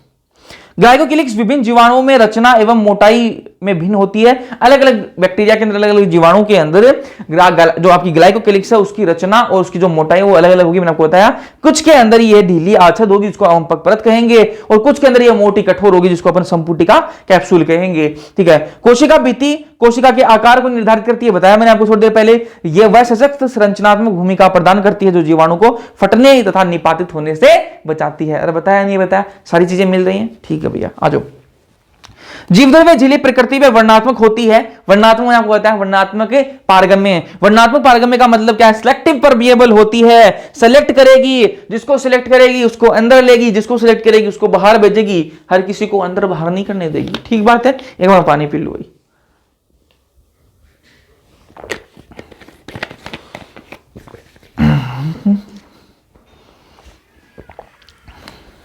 आ जाओ।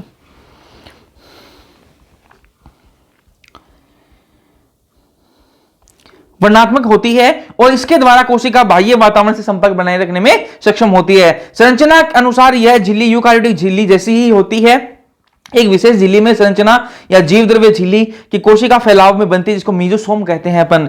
यह फैलाव पुटिका, नलिका और पटलिका के रूप में हो सकता है। यह कोशिका भित्ति में निर्माण में मदद करती है, डीएनए प्रतिकृति में मदद करती है, और इस डीएनए बनने की प्रतिकृति होने के बाद में जो डॉटर कोशिकाएं होंगी, जो संतति कोशिकाएं होंगी, उनमें डीएनए को भेजने में, वितरण करने में भी सहायता करती है। या श्वसन स्रावी प्रक्रिया जीव द्रव्य झिल्ली के पृष्ठ क्षेत्र और एंजाइम मात्रा को बढ़ाने में मदद करती है।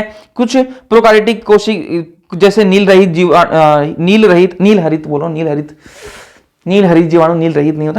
जीवाणु की कोशिका द्रव्य में झिल्ली में विस्तार होता है, जिसे वर्णकी लवक कहते हैं। अभी आगे बताऊंगा वर्णकी लवक क्या है, क्रोमेटोफोर, ठीक है, अभी आगे बताऊंगा। इसमें वर्णक पाए जाते हैं, अभी बताऊंगा आगे, है ना। आज पहले अपन पढ़ लेते हैं। तो यहां तक सारी बातें समझ में आ रही है ना, ठीक है। जीवाणु कोशिकाएं के बारे में बात करें तो जीवाणु जो कोशिकाएं कुछ अचल होती हैं और कुछ चल होती हैं। अचल का मतलब जो चल नहीं पाएंगी, और जो चल होती हैं वो चल पाएंगी, ठीक बात है। आ जाओ। तो कोशिकाएं, जीवाणु जो कोशिकाएं वो कुछ अचल होती हैं। तो अचल है तो इनके अंदर क्या है? सभी का जो फ्लैजिला है वो नहीं पाया जाएगा। अगर इनके अंदर फ्लैजिला होता तो ये चल पाती, लेकिन इनके अंदर फ्लैजिला नहीं है तो ये चल नहीं पाती, ठीक है। चल के बारे में बात करें, 1 मिनट दीजिए मुझे।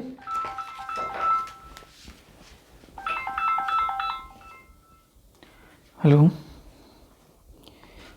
हाँ एक मिनट में क्लास में यार।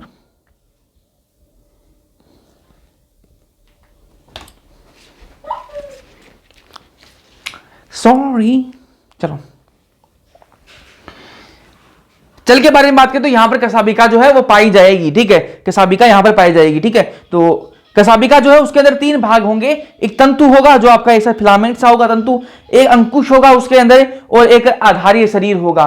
तो यहां पर जो कसाबिका है उसके अंदर 3 भाग होंगे, उसका जो नीचे वाला जो पार्ट होगा उसको आधारीय शरीर कहेंगे, उसके जो ऊपर वाला पार्ट होगा उसको अंकुश कहेंगे, और जो एक फिलामेंट धागा सा होगा उसको तंतु कहेंगे। ये जो धागा सा तंतु है सबसे बड़ा होता है, इन तीनों में सबसे बड़ा कौन है? तंतु, वो सबसे बड़ा होता है, ठीक है। और कोशिका सतह से बाहर फैला हुआ होता है, कोशिका सतह से बाहर को निकला हुआ होता है, ये जो आपका तंतु है कोशिका सतह से बाहर फैला हुआ होता है। आजो, और ये जो कसाबिका है यूकारियोटिक जो फ्लैजिला है उससे भिन्न होती है। जो यहाँ पर ये फ्लैजिला पाई जाती है, यूकारियोटिक को जो कोशिका से की फ्लैजिला से ये भिन्न होती है, मैंने आपको पहले ही बताया था। इनमें सीलिया नहीं होती, ठीक है, सीलिया इनके अंदर नहीं पाई जाती। ये देखो जी, यहां पर देखो, ये प्लाज्मा मेम्ब्रेन है, आपकी कोशिका झिल्ली है, इसके अंदर यहां पर ये फैलाव जो है इसको तो आप भैया आपको पता है, ये तो क्या आपका मेसोसोम है। मैंने कहा यहां पर इसी जो आपकी प्लाज्मा मेम्ब्रेन है इसी का ही फैलाव होता है, और उसके अंदर क्या पाए जाते हैं? वर्णक पाए जाते हैं, और उसको इस फैलाव का कहेंगे वर्णकी लवक कहेंगे। इसको क्या बोलते हैं अपन? मेसोसोम बोलते हैं। इसके अंदर वर्णक पाए जाते हैं, पिगमेंट पाए जाते हैं, इसलिए क्या कह देंगे इसको? वर्णकी लवक कह देंगे, क्रोमेटोफोर कह देंगे। आ जाओ, अब आपको ये लाइन समझ में आ जाएगी। प्रोकार्योटिक जैसे नील हरित जीवाणु के कोशिका द्रव्य में झिल्ली में विस्तार होता है, जिसे वर्णकी लवक कहते हैं, क्रोमेटोफोर, और इसमें वर्णक पाए जाते हैं। बता दिया, चलो जी आ जाओ, कुछ नहीं छोड़ेंगे, सब पढ़ेंगे, ठीक है। 2 चीजें होती है, रोम और झालर। थोड़ी देर पहले मैं आपको ऐसे कोशिका के अंदर बना के भी दिखाई थी। रोम को इंग्लिश में पिलाई कहते हैं, झालर को फिम्राई कहते हैं, ठीक है। देखो ध्यान से, रोम जो है वो कैसी होती है? लंबी नलिकाकार संरचना होती है, लंबी होती है और नलिकाकार की संरचना होती है। कौन? रोम। और ये कुछ होती हैं ये, और विशेष प्रोटीन से ये बनी हुई होती है। रोम के बारे में सुनो भाई, लंबी होती है, नलिकाकार होती है, कुछ होती हैं, ठीक है, और विशेष प्रोटीन से ये बनी हुई होती हैं। वही मैं बात करूं झालर की, तो ये लघु शुक जैसे तंतु हैं। कैसे हैं? लघु शुक जैसे तंतु हैं, और ये अधिक होते हैं, मतलब छोटे छोटे तंतु हैं, ठीक है, छोटे छोटे तंतु हैं, और ये अधिक होते हैं, जबकि ये कुछ थे। कोशिका से बाहर परिवर्तित होते हैं, और कोशिका से बाहर ये निकले हुए होते हैं। चलो जी, इनका कार्य क्या है? चलने में इनकी कोई भूमिका नहीं होती। थोड़ी देर पहले मैंने बताया था कि जो रोम और झालर इनकी चलने में कोई भूमिका नहीं होती, लेकिन बैक्टीरिया को चिपकने में सहायता करते हैं, जुड़ाव में सहायता करते हैं। कहां चिपकने में? जुड़ाव में। कहां चिपकेंगे बैक्टीरिया? पानी की धारा में पाई जाने वाली चट्टानों से चिपकने में, ठीक है, और जो पोषक उत्तक हैं उनसे चिपकने में ये मदद करते हैं। कौन? रोम और झालर जो है आपके। आ जाओ, इनको एक बार रीड कर लेते हैं। आ जाओ, जीवाणु कोशिकाएं या तो चलयामान होती हैं या फिर अचलयामान होती हैं, ठीक है, चलायमान होती हैं। यदि वह चल होते हैं तो उनमें कोशिका भित्ति जैसी पतली संरचना मिलती है, जिसे कसाबिका कहा जाता, कहते हैं। कसाबिका क्या है? फ्लैजिला। जीवाणुओं में कसाबिका की संख्या व विन्यास की क्रम भिन्न होता है। जीवाणु कसाबिका फ्लैजिलम 3 भागों में बटा हुआ होता है, तंतु, अंकुश और आधारीय शरीर। बताया मैंने आपको। तंतु कसाबिका का सबसे बड़ा भाग होता है, और यह सतह से बाहर की ओर फैला हुआ होता है। दिखाया मैंने थोड़ी देर पहले आपको बताया था। चलो, जीवाणुओं की सतह पर पाई जाने वाली संरचना रोम व झालर इनकी गति में सहायक नहीं होती, चलने में कोई मदद नहीं करती जी। रोम लंबी नलिकाकार संरचना होती है जो विशेष प्रोटीन से बनी हुई होती है। झालर लघुशुक जैसे तंतु हैं जो कोशिका के बाहर परिवर्तित होते हैं। कुछ जीवाणुओं में यह उनको पानी की धारा में पाई जाने वाली चट्टानों से चिपकने में और पोषक तत्वों से चिपकने में सहायता प्रदान करते हैं। यहां तक बातें समझ में आ रही है या नहीं आ रही? आ रही हैं। आगे बढ़ते हैं। जो अंतर्विष्ट पिंड, इंक्लूजन बॉडीज कहते हैं इंग्लिश में इनको। अंतर्विष्ट पिंड ये क्या है जी? ये क्या है? ध्यान से सुनना। ये जो कोशिका है, उस कोशिका के अंदर जो कोशिका द्रव्य पड़ा है, उस कोशिका द्रव्य के अंदर ये कुछ पदार्थ हैं, कुछ टुकड़े से हैं, इनके बारे में बात करते हैं कि अंतर्विष्ट पिंड कहते हैं इनको। क्या है ये? बचे हुए पदार्थ, कोई पदार्थ अपने पास में बच गया, कोई पदार्थ अपने पास में बच गया, कोशिका के पास में बच गया, बचे हुए पदार्थ कोशिका द्रव्य में अंतर्विष्ट पिंड के रूप में स्टोर हो जाते हैं। कोई चीज मान लो कोशिका के पास में बच गई, तो उसको क्या करें, क्या होगा? उसको, उस पदार्थ का जो बचा हुआ पदार्थ, उसका क्या होगा? उसको स्टोर कर लिया जाता है। किसके रूप में? अंतर्विष्ट पिंड के रूप में इसको स्टोर कर लिया जाता है। वापस सुनो ध्यान से। कोशिका के पास में मान लो कोई पदार्थ बच गया, तो उस बचे हुए पदार्थ को अंतर्विष्ट पिंड के रूप में उसको स्टोर कर लिया जाता है। बचे हुए पदार्थ को कोशिका द्रव्य में अंतर्विष्ट पिंड के रूप में स्टोर कर लिया जाता है। इस अंतर्विष्ट पिंड में कोई झिल्ली नहीं होती, तो झिल्ली यहां पर नहीं होती, कोई मेम्ब्रेन यहां पर नहीं होती। साइटोप्लाज्म में ये स्वतंत्र पड़े हुए होते हैं, ऐसे ही पड़े हुए होते हैं, कोई झिल्ली से नहीं जुड़े हुए होते, बिल्कुल साइटोप्लाज्म में ऐसे ही पड़े हुए होते हैं। ठीक है, एग्जाम्पल की बात करें तो फोस्फेट कणिकाएं, साइनोफाइसिन कणिकाएं और ग्लाइकोजन कणिकाएं किसके एग्जाम्पल हैं? अंतर्विष्ट पिंड के एग्जाम्पल हैं। याद होनी चाहिए भाई, एग्जाम में आए हुए हैं। ठीक बात है क्या? ठीक, चलो गैस रसधानी के बारे में बात कर लेते हैं। ठीक है, इंग्लिश में इसको गैस वैक्यूल कहते हैं। गैस राजधानी किसके अंदर पाई जाती है? नील रहित जीवाणु, बैंगनी जो जीवाणु है उनके अंदर, और जो आपके हरी प्रकाश संश्लेषी जो आपके जीवाणु हैं उनके अंदर पाए जाते हैं। कौन? गैस राजधानी। आगे उसको एनसीईआरटी से रीड करते हैं। अंतर्विष्ट पिंड, भैया ये तो छोड़ दिया आपने, अभी पढ़ाऊंगा ना, तो रुको, तो सही सबर रखो। अंतर्विष्ट पिंड प्रोकार्योटिक कोशिकाओं में बचे हुए पदार्थ कोशिका द्रव्य में अंतर्विष्ट पिंड के रूप में संचित होते हैं, स्टोर हो जाते हैं। ये झिल्ली द्वारा घिरे हुए नहीं होते और कोशिका द्रव्य में स्वतंत्र रूप से पड़े हुए होते हैं। बता दिया मैंने आपको। चलो उदाहरण फोस्फेट कणिकाएं, साइनोफाइसिन कणिकाएं, ग्लाइकोजन कणिकाएं। ठीक बात है। चलो गैस राजधानी नील हरित बैंगनी व हरी, गैस राजधानी की बात होगी ना, हाँ, हरित नील हरित बैंगनी और हरी प्रकाश संश्लेषी जीवाणुओं में ये पाए जाते हैं। ठीक है, चलो जी आगे बात करते हैं, राइबोसोम की बात करते हैं। तो राइबोसोम जो प्लाज्मा मेम्ब्रेन से जुड़े हुए होते हैं, जो प्लाज्मा मेम्ब्रेन है उससे राइबोसोम क्या है? जुड़े हुए होते हैं। ठीक है, साइज कितनी होती है राइबोसोम की? 15 से 20 नैनोमीटर। याद होनी चाहिए भाई, याद होनी चाहिए। ठीक है, एग्जाम में आ सकती है। ठीक, आपस में ध्यान से, प्लाज्मा मेम्ब्रेन से जुड़े हुए होते हैं। कौन है? राइबोसोम जो है प्लाज्मा मेम्ब्रेन से जुड़े हुए होते हैं। साइज कितनी होती है? 15 से 20 नैनोमीटर। किस प्रकार के राइबोसोम पाए जाते हैं? प्रोकार्योटिक कोशिका पढ़ रहे हैं तो प्रोकार्योटिक कोशिका के अंदर तो 70S राइबोसोम पाया जाता है। कैसा राइबोसोम पाया जाता है? 70S प्रकार का राइबोसोम पाया जाता है। अब राइबोसोम 70S है तो ये दो यूनिट से मिलकर, दो इकाइयों से मिलकर बना हुआ होता है। एक छोटी इकाई 30S और एक बड़ी इकाई 50S से बना हुआ होता है। अब यहां पर अपनी गणित जो है वो ज्यादा मत लगाना कि भैया 30 और 50 तो 80 होता है। ठीक है, नहीं जी, 30 और 50 जोड़ना नहीं है इनको। ठीक है, 30 और 50 को जोड़ना नहीं है, ये इकाइयों के नाम है। ठीक है, ठीक है, चलो तो उसके हिसाब से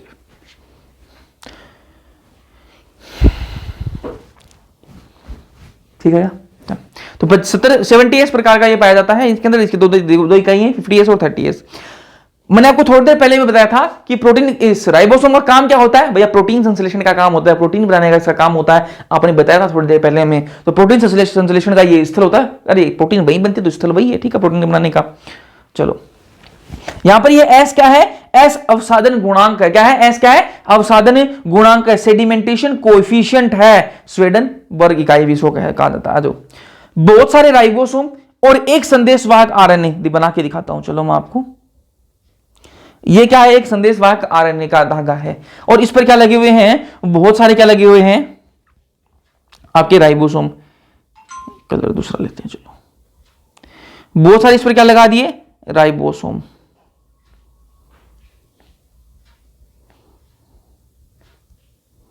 ठीक बात है। ठीक है भैया, मैं कह रहा हूं बहुत सारे राइबोसोम एक संदेशवाहक आरएनए पे लगा दिए, इसको एमआरएनए कहेंगे। पिंक वाला क्या है? एमआरएनए। इस पर ये ब्लू कलर के मैंने क्या लगा दिए? आपके बहुत सारे राइबोसोम लगा दिए। अब इसको वो क्या कहेंगे अपन? बहुत सारे राइबोसोम तो क्या कहेंगे इसको? इसको कह देंगे अपन बहु राइबोसोम या फिर बहुसूत्र इसको कह देंगे। ठीक है, इसमें बहुत सारे राइबोसोम लगे हैं इसलिए क्या कह देंगे इसको? बहु राइबोसोम या फिर बहुसूत्र इसको कह देंगे। उसका काम क्या है?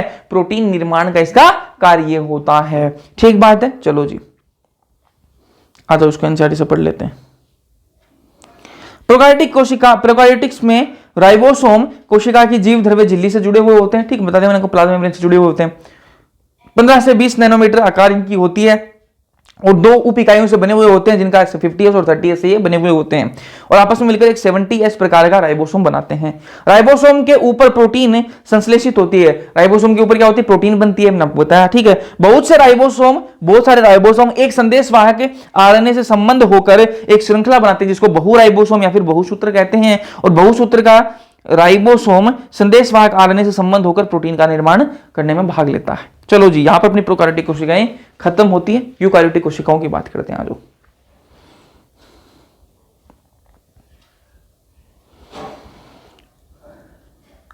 यूकार्योटिक कोशिका, यूकारियोटिक कोशिका किस किस के अंदर पाई जाती है? प्रोटिस्ट के अंदर यूकारियोटिक कोशिका, फंजाई के अंदर यूकारियोटिक कोशिका, प्लांट्स के अंदर, एनिमल्स के अंदर क्या पाई जाती है? आपकी यूकारियोटिक कोशिका पाई जाती है। विशेषताओं की बात करें कि भाई आपकी यूकारियोटिक कोशिकाएं उनकी क्या विशेषताएं, उनके बारे में बात करें तो इनके अंदर झिल्ली युक्त अंगक पाए जाते हैं। ठीक है, केंद्रक झिल्ली के साथ व्यवस्थित केंद्रक होता है। जो केंद्रक होगा उसके बाहर क्या होगी? केंद्रक झिल्ली होगी और बढ़िया व्यवस्थित होगा। ठीक है, यूकारियोटिक कोशिका के अंदर जटिल गतिकीय एवं कोशिकीय कंकाल जैसी संरचनाएं यहां पर मिलती हैं। जटिल गतिकीय और कंकाल, कोशिका कंकाल जैसी संरचनाएं भी यहां पर अपन को देखने के लिए मिलती है। किसके अंदर? आपकी यूकारियोटिक कोशिका के अंदर।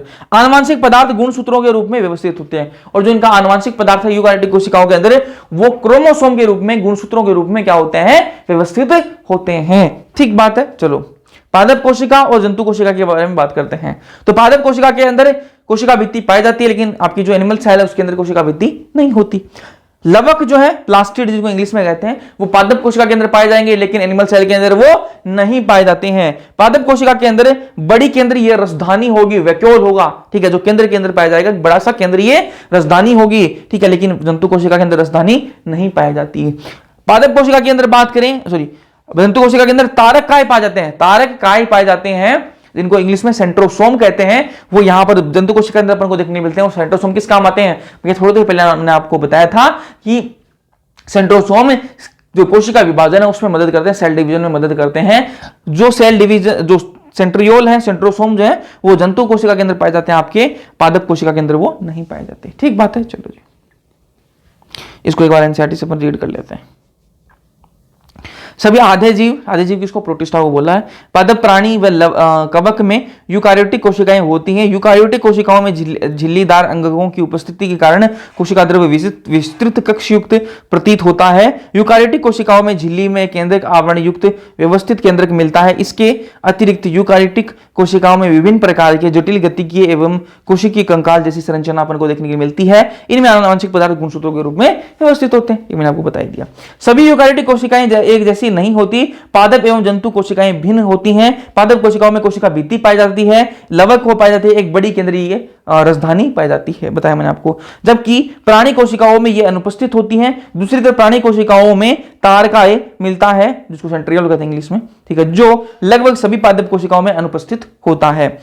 आइए अब एक प्रत्येक कोशिकांग के बारे में बात करते हैं।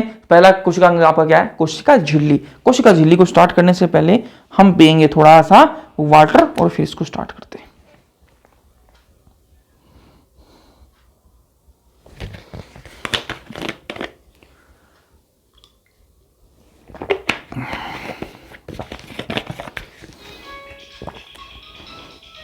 आ जाओ भाई।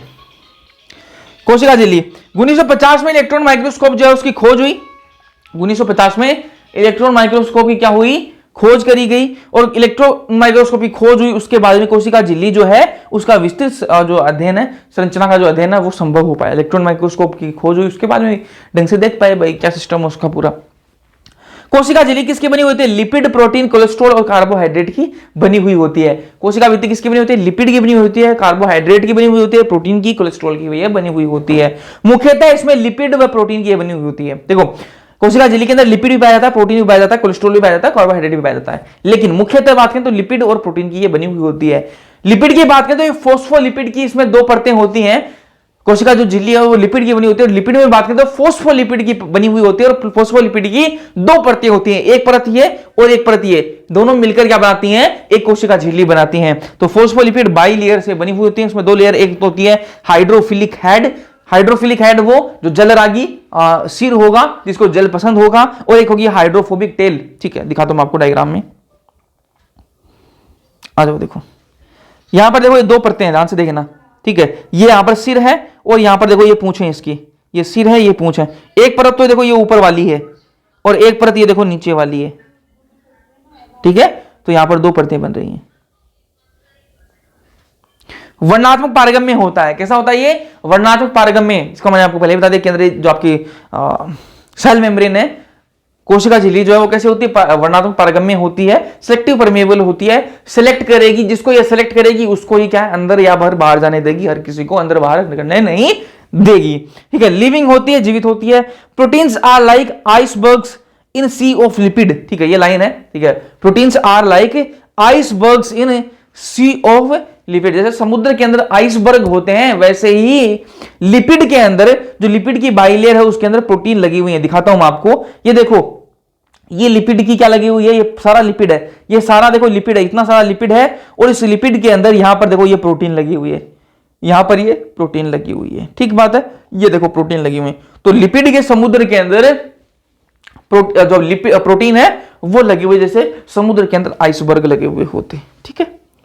मानव रुधिराणु आरबीसी के अंदर, मानव रुधिराणु जो मानव की जो आरबीसी है उसकी अगर सेल मेम्ब्रेन की बात करें ना, सेल मेम्ब्रेन पढ़ रहे हैं, कोशिका झिल्ली पढ़ रहे हैं, मैं कह रहा हूं मानव की जो आरबीसी है उसकी कोशिका झिल्ली जो है वो 52% किससे, प्रोटीन से बनी हुई है, और 40% क्या है, लिपिड से बनी हुई है। यहां से हमें क्या समझ में आता है कि सारी कोशिकाएं जी सेम तरीके से नहीं बनी हुई होती, हर कोशिका का अलग अलग तरीके से बनी होती है। तो विभिन्न प्रकार की जो कोशिकाएं हैं उनमें प्रोटीन और लिपिड का अनुपात भिन्न हो सकता है। ठीक बात है। मैं कह रहा हूं मानव की जो मानव आरबीसी जो है उसकी कोशिका झिल्ली कैसे बनी होती है, 52% वो प्रोटीन से और 40% वो लिपिड से बनी हुई होती है। तो यहां पर पता लगा, क्या लग रहा है कि विभिन्न प्रकार की जो कोशिकाएं होंगी उनके अंदर प्रोटीन और लिपिड का अनुपात जो है वो भिन्न भिन्न हो सकता है। ठीक बात है। चलो, सिंगर और निकोलसन की बात करने से पहले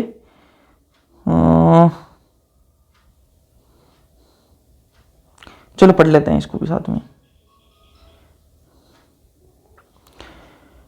फिर दो साइंटिस्ट हैं, सिंगर और निकोलसन। 1972 के अंदर इन्होंने एक मॉडल दिया, फ्लूइड मोज़ेक मॉडल, जिसको हिंदी में कहते हैं तरल किरमीर नमूना। क्या कहते हैं, तरल किरमीर नमूना, इंग्लिश में फ्लूइड मोज़ेक मॉडल। ठीक है। और ये मॉडल क्या कहता है, ये मॉडल ये कहता है कि लिपिड की अर्धतरलीय प्रकृति के कारण, लिपिड की प्रकृति कैसी होती है, अर्धतरलीय होती है।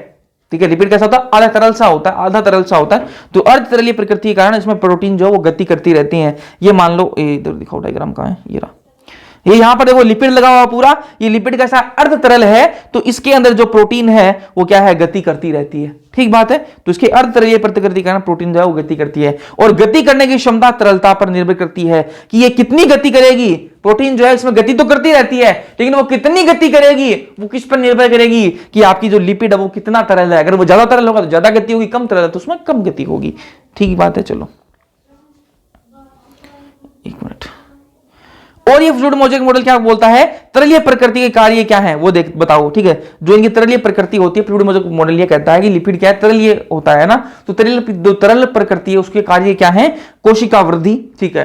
अंतर कोशिकीय संयोजन का निर्माण, दो कोशिकाओं के बीच में संयोजन का निर्माण। ठीक है। दो कोशिकाओं के बीच कनेक्शन, सिक्रीशन, श्रवण। ठीक है। और एंडोसाइटोसिस, अगर वो सॉलिड को एंडोसाइटिस हो रहा है तो उसको फेगोसाइटोसिस कहेंगे, और लिक्विड का हो रहा है तो उसको पिनोसाइटोसिस कहते हैं। ठीक है। इसको अपन एनसीईआरटी से पढ़ेंगे। आज 3 प्रकार के परिवहन होते हैं। एक निष्क्रिय परिवहन, जो आपकी जो कोशिका झिल्ली है उसके आर पार होंगे। ठीक है। ये मान लो कोशिका है, ठीक है, इस कोशिका झिल्ली के आर पार 3 प्रकार के क्या हो सकते हैं, परिवहन। इधर से चीजें इधर से बाहर जा सकती हैं, बाहर से अंदर आ सकती हैं। तो 3 प्रकार से जा सकती हैं। पहला निष्क्रिय परिवहन, एक है परासरण और एक है सक्रिय परिवहन। ठीक है। ये अपन बचपन से पढ़ते आ रहे हैं, तो नॉर्मल बातें अपन को पता होती हैं इनके बारे में। निष्क्रिय परिवहन क्या होता है, जिसके अंदर कोई एनर्जी, कोई एटीपी नहीं चाहिए होती, उसको क्या कहते हैं, निष्क्रिय परिवहन कहते हैं। ठीक है। ये उच्च सांद्रता से निम्न सांद्रता की तरफ जाता है। जो निष्क्रिय परिवहन है उसमें कोई एनर्जी, कोई एटीपी नहीं लगती, और ये उच्च सांद्रता से निम्न सांद्रता की तरफ आता है। ठीक है। और ये चयनित पारगम्य है। चयनित पारगम्य सिलेक्टिवली परमिएबल होता है जी। ठीक है। वही सबका नहीं होगा, सिलेक्ट किया जाएगा, जो सिलेक्ट हो जाएगा उसका हो जाएगा। ठीक है। परासरण की बात करें तो ये भी उच्च सांद्रता से निम्न सांद्रता की तरफ आता है, लेकिन ये सेमी परमेबल मेम्ब्रेन की तरफ बीच में होती है, उससे ये होता है। सक्रिय परिवहन की बात करें तो यहां पर एनर्जी लगती है, एटीपी का यहां पर प्रयोग होता है, क्योंकि यहां पर निम्न सांद्रता से उच्च सांद्रता जाना है। बाकी में क्या हो रहा था, उच्च सांद्रता से निम्न सांद्रता आना था, यहां पर क्या हो रहा है, निम्न सांद्रता से उच्च सांद्रता जाना है। ठीक है। और यहां पर एटीपी का प्रयोग होता है। एग्जाम्पल की बात करें तो सोडियम पोटेशियम पंप। आ जाओ, इसको एनसीईआरटी से रीड मारते हैं। कोशिका झिल्ली 1950 में इलेक्ट्रॉन माइक्रोस्कोप की खोज हुई, उसके बाद में कोशिका झिल्ली की विस्तृत अपने अध्ययन करने में संभव हो पाया। इस बीच मनुष्य की लाल रक्त जो कणिकाएं हैं कोशिका की झिल्ली का रासायनिक अध्ययन किया और उसकी जो जीवधर्मी झिल्ली है उसकी संभावित रचना के बारे में जानकारी प्राप्त हो सकी। अध्ययनों के बाद इस बात की पुष्टि हुई कि कोशिका झिल्ली मुख्यतः लिपिड और प्रोटीन की बनी हुई होती है, मुख्य रूप से तो इनकी बनी होती है। इसमें मुख्य क्या होता है, मुख्य जो प्रमुख होता है वो क्या होता है, लिपिड होता है, और लिपिड में फोस्फोलिपिड होते हैं, दो सतह होती हैं, ठीक है, फोस्फोलिपिड की दो लेयर होती हैं, मैंने आपको बताया, ठीक है। लिपिड झिल्ली के अंदर व्यवस्थित होते हैं, लिपिड जो झिल्ली के अंदर व्यवस्थित होते हैं, जिनका ध्रुवीय सिरा बाहर होता है, जो ध्रुवीय सिरा है वो बाहर होता है, और जो जलभीरु पूंछ है वो सिर की सिरा जो है वो अंदर की ओर होता है। इससे सुनिश्चित होता है कि संतृप्त हाइड्रोकार्बन की बनी हुई अध्रुवीय पूंछ जलीय वातावरण में सुरक्षित रहती है। इसके अतिरिक्त फोस्फोलिपिड झिल्ली में कोलेस्ट्रॉल भी होता है, मैंने आपको स्टार्टिंग में बताया था। एक मिनट में आपको दिखा दूं ताकि आपको पता रहे कि लिपिड, प्रोटीन, कोलेस्ट्रॉल की बनी होती है, कार्बोहाइड्रेट भी होता है इसके अंदर, ठीक है, कोलेस्ट्रॉल भी होता है ना। बाद में जैव रासायनिक अनुसंधानों से यह स्पष्ट हो गया कि कोशिका झिल्ली में प्रोटीन एवं कार्बोहाइड्रेट पाया जाता है, ठीक है। विभिन्न कोशिकाओं में प्रोटीन व लिपिड का अनुपात भिन्न भिन्न हो सकता है, मैंने आपको बताया। मनुष्य की रुधिराणु एथ्रोसाइट आरबीसी की बात हो रही है कि झिल्ली में लगभग 52% प्रोटीन और 40% लिपिड मिलता है, ठीक है। झिल्ली में पाए जाने वाले प्रोटीन को अलग अलग करने की सुविधा के आधार पर दो अंगभूत व परिधीय प्रोटीन भागों में विभक्त कर सकते हैं। ये क्या है मैं आपको दिखाता हूं। देखो यहां पर, देखो ये प्रोटीन जो है वो बाहर की तरफ है, परिधि पर लगी हुई, इसलिए कह दिया इसको परिधीय प्रोटीन कह दिया, और ये वाली प्रोटीन जो है वो अंदर की तरफ धसी हुई है, ठीक है। तो ये दो प्रकार की प्रोटीन है।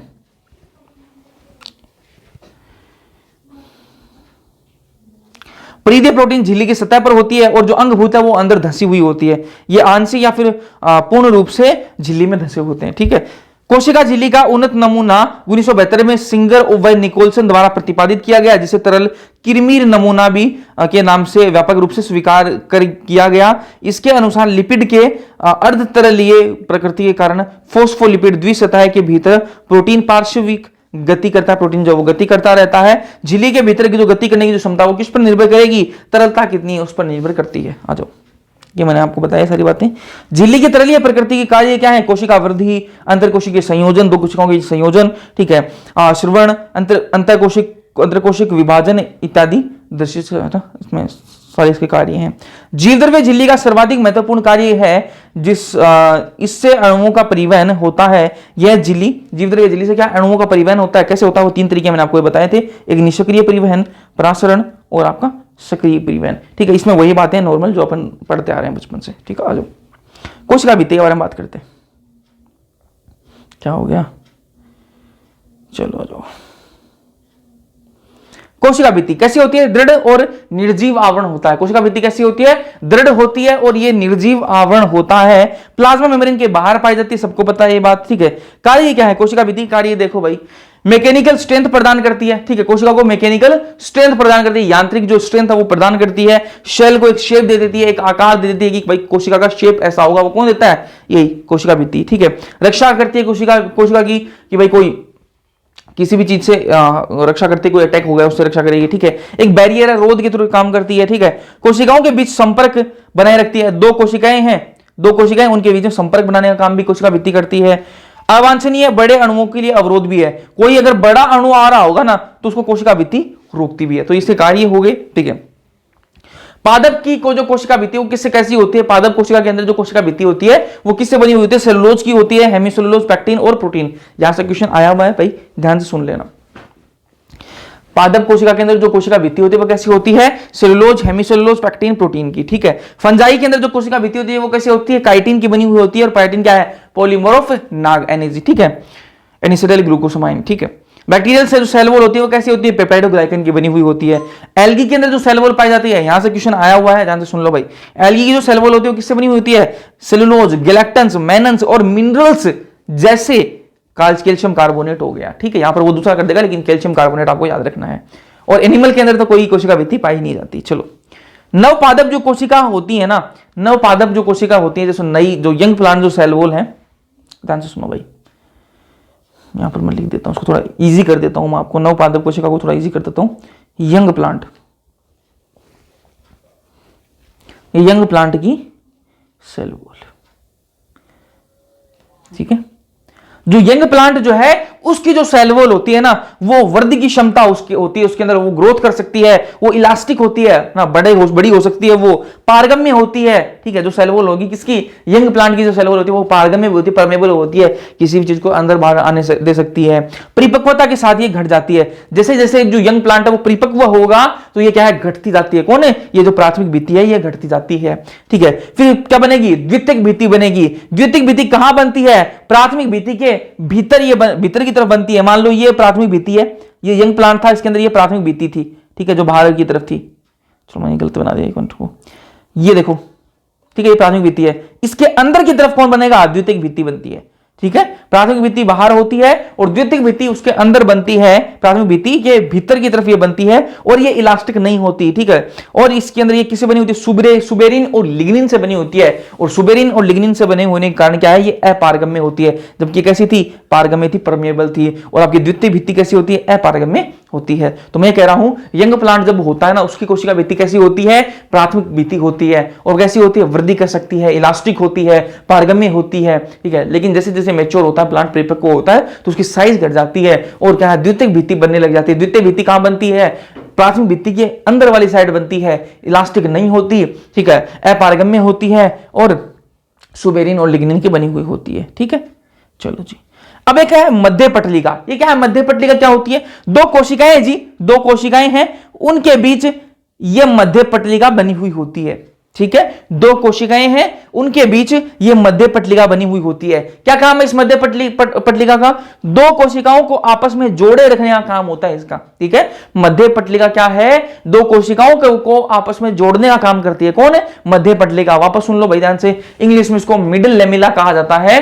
दो कोशिकाओं को आपस में जोड़े रखने का काम किसका है, मध्य पटलिका का काम होता है। ठीक बात है क्या, ठीक है। तो यहां पर ये मध्य पटलिका है, दो कोशिकाओं को आपस में जोड़े रखने का काम होता है। किसकी, कैल्शियम बैक्टीरिया, मैग्नीशियम बैक्टीरिया ये बनी हुई होती है, आसपास की कोशिकाओं को चिपका कर ये रखती है और ये पारगम्य होती है। ठीक है, यहां से कुछ चीजें अंदर बाहर हो सकती हैं। ठीक है, चलो अब एक टर्म हो जाती है प्लाज्मोडेस्माटा।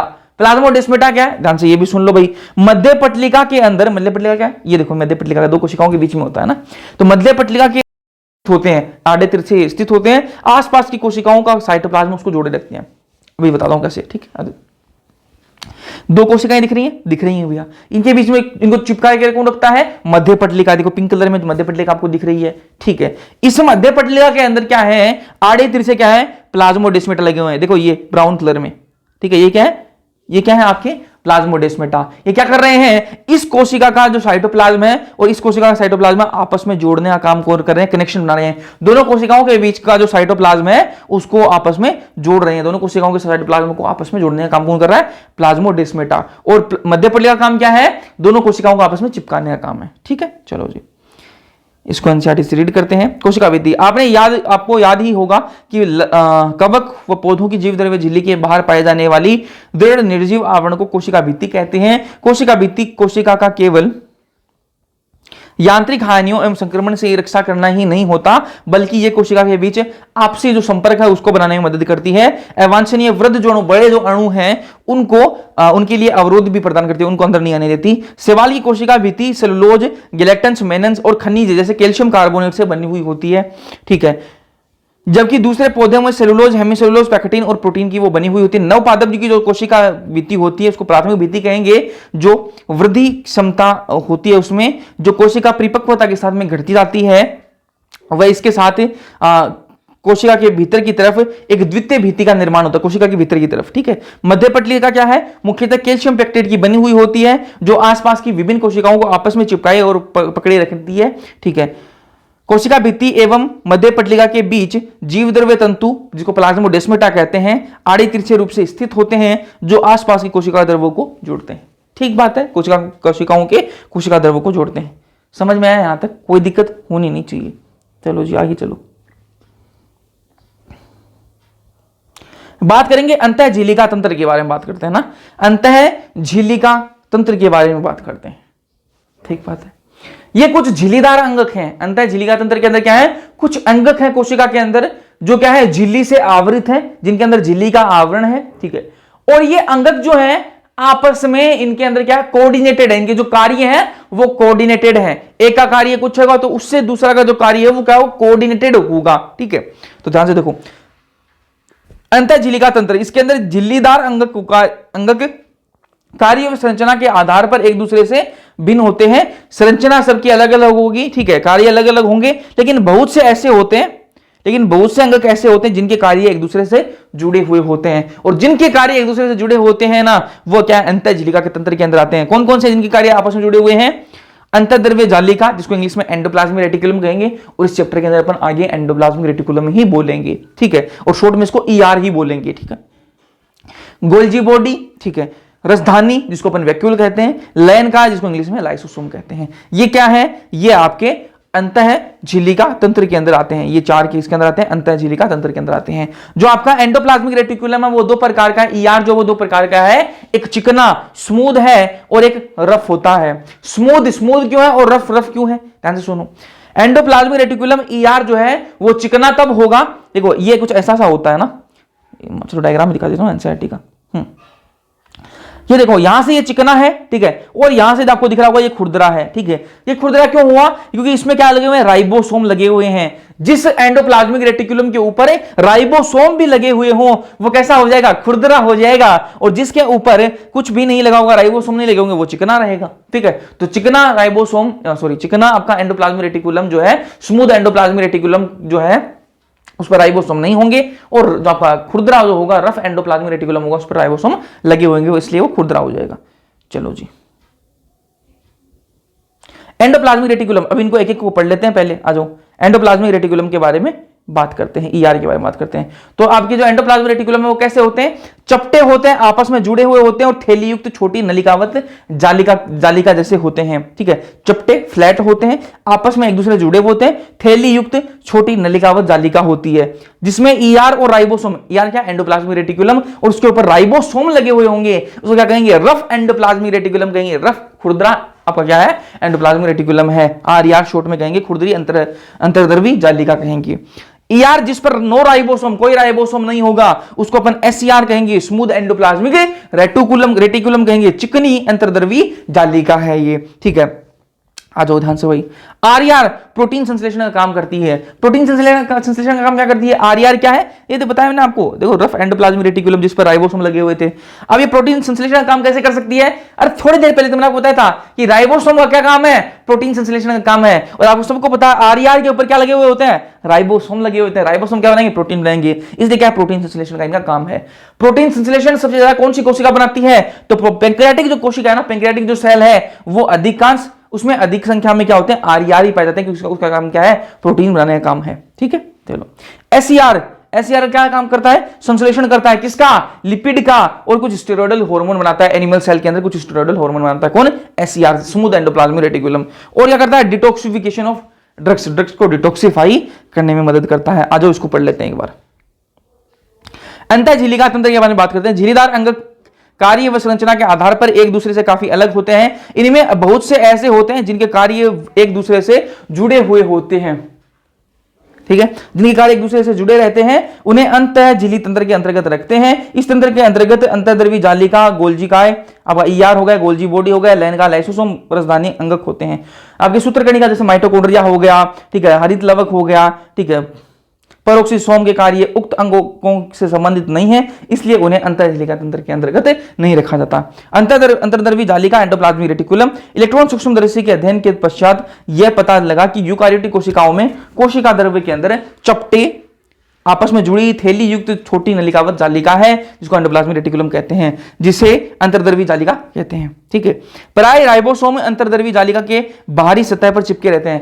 राइबोसोम जो है एंडोप्लाज्मिक रेटिकुलम की जो बाहरी सतह उस पर चिपके रहते हैं, इसलिए इनको क्या कहते हैं? अपन खुरदरी एंडोप्लाज्मिक रेटिकुलम कहेंगे। राइबोसोम के अनुपस्थिति के कारण जो अंतर्द्रवी जालिका एंडोप्लाज्मिक रेटिकुलम जो है उसको अपन चिकनी लगती है, उसको चिकनी एंडोप्लाज्मिक रेटिकुलम कहेंगे, ठीक है।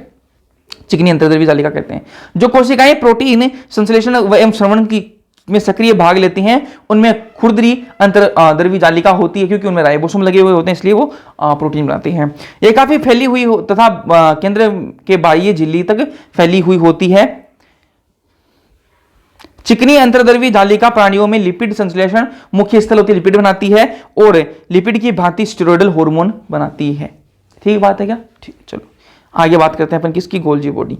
पूरी एनसीईआरटी चल रही है भाई, कहीं भी आपको लगा हो तो बताना मेरे को भी।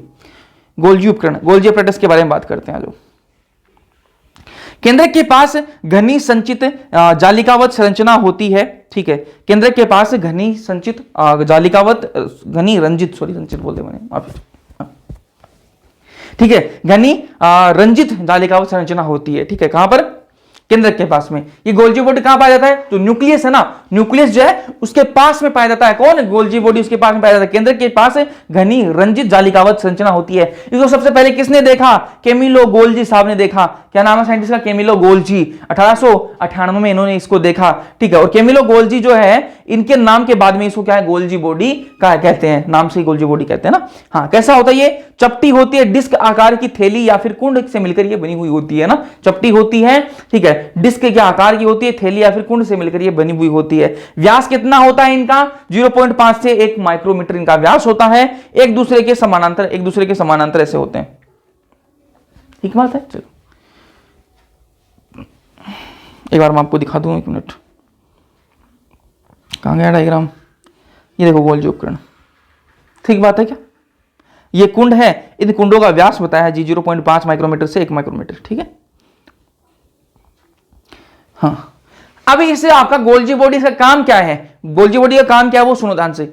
मैं कह रहा हूं कि जो आपका एंडोप्लाज्मिक रेटिकुलम जो है ना, आपका जो ईआर है, थोड़ी देर पहले आपको बताया, जो एंडोप्लाज्मिक रेटिकुलम वो क्या बनाता है, प्रोटीन बनाता है, जो रफ ईआर है, ठीक है, खुरदरा जो ईआर है उस पर राइबोसोम लगे होते हैं, और राइबोसोम क्या बनाते हैं, प्रोटीन बनाते हैं। वो प्रोटीन कहां जाती है, वो ईआर से वो प्रोटीन जाएगी कहां पर, गोल्जी बॉडी के पास में जाएगी। क्यों, और प्रोटीन क्या करेगी, पैकेजिंग करेगा, ठीक है। प्रोटीन की पैकेजिंग कहां पर होगी, बनाई किसने प्रोटीन, ईआर ने बनाई, पैकेजिंग कहां पर होगी, गोल्जी बॉडी उसको पैकेज करेगा, ठीक है, और पैकेजिंग करके गोल्जी बॉडी उसको क्या करेगा, डिलीवर भी करेगा, ठीक बात है क्या, ठीक है जी। चलो, तो गोल्जी बॉडी क्या करेगा, प्रोटीन की पैकेजिंग करेगा और उसको डिलीवर करेगा, ठीक है। ये क्या है, ईआर, यहां से ये प्रोटीन गोल्जी बॉडी को दे रहा है, ठीक है, ईआर गोल्जी बॉडी को प्रोटीन दे रहा है।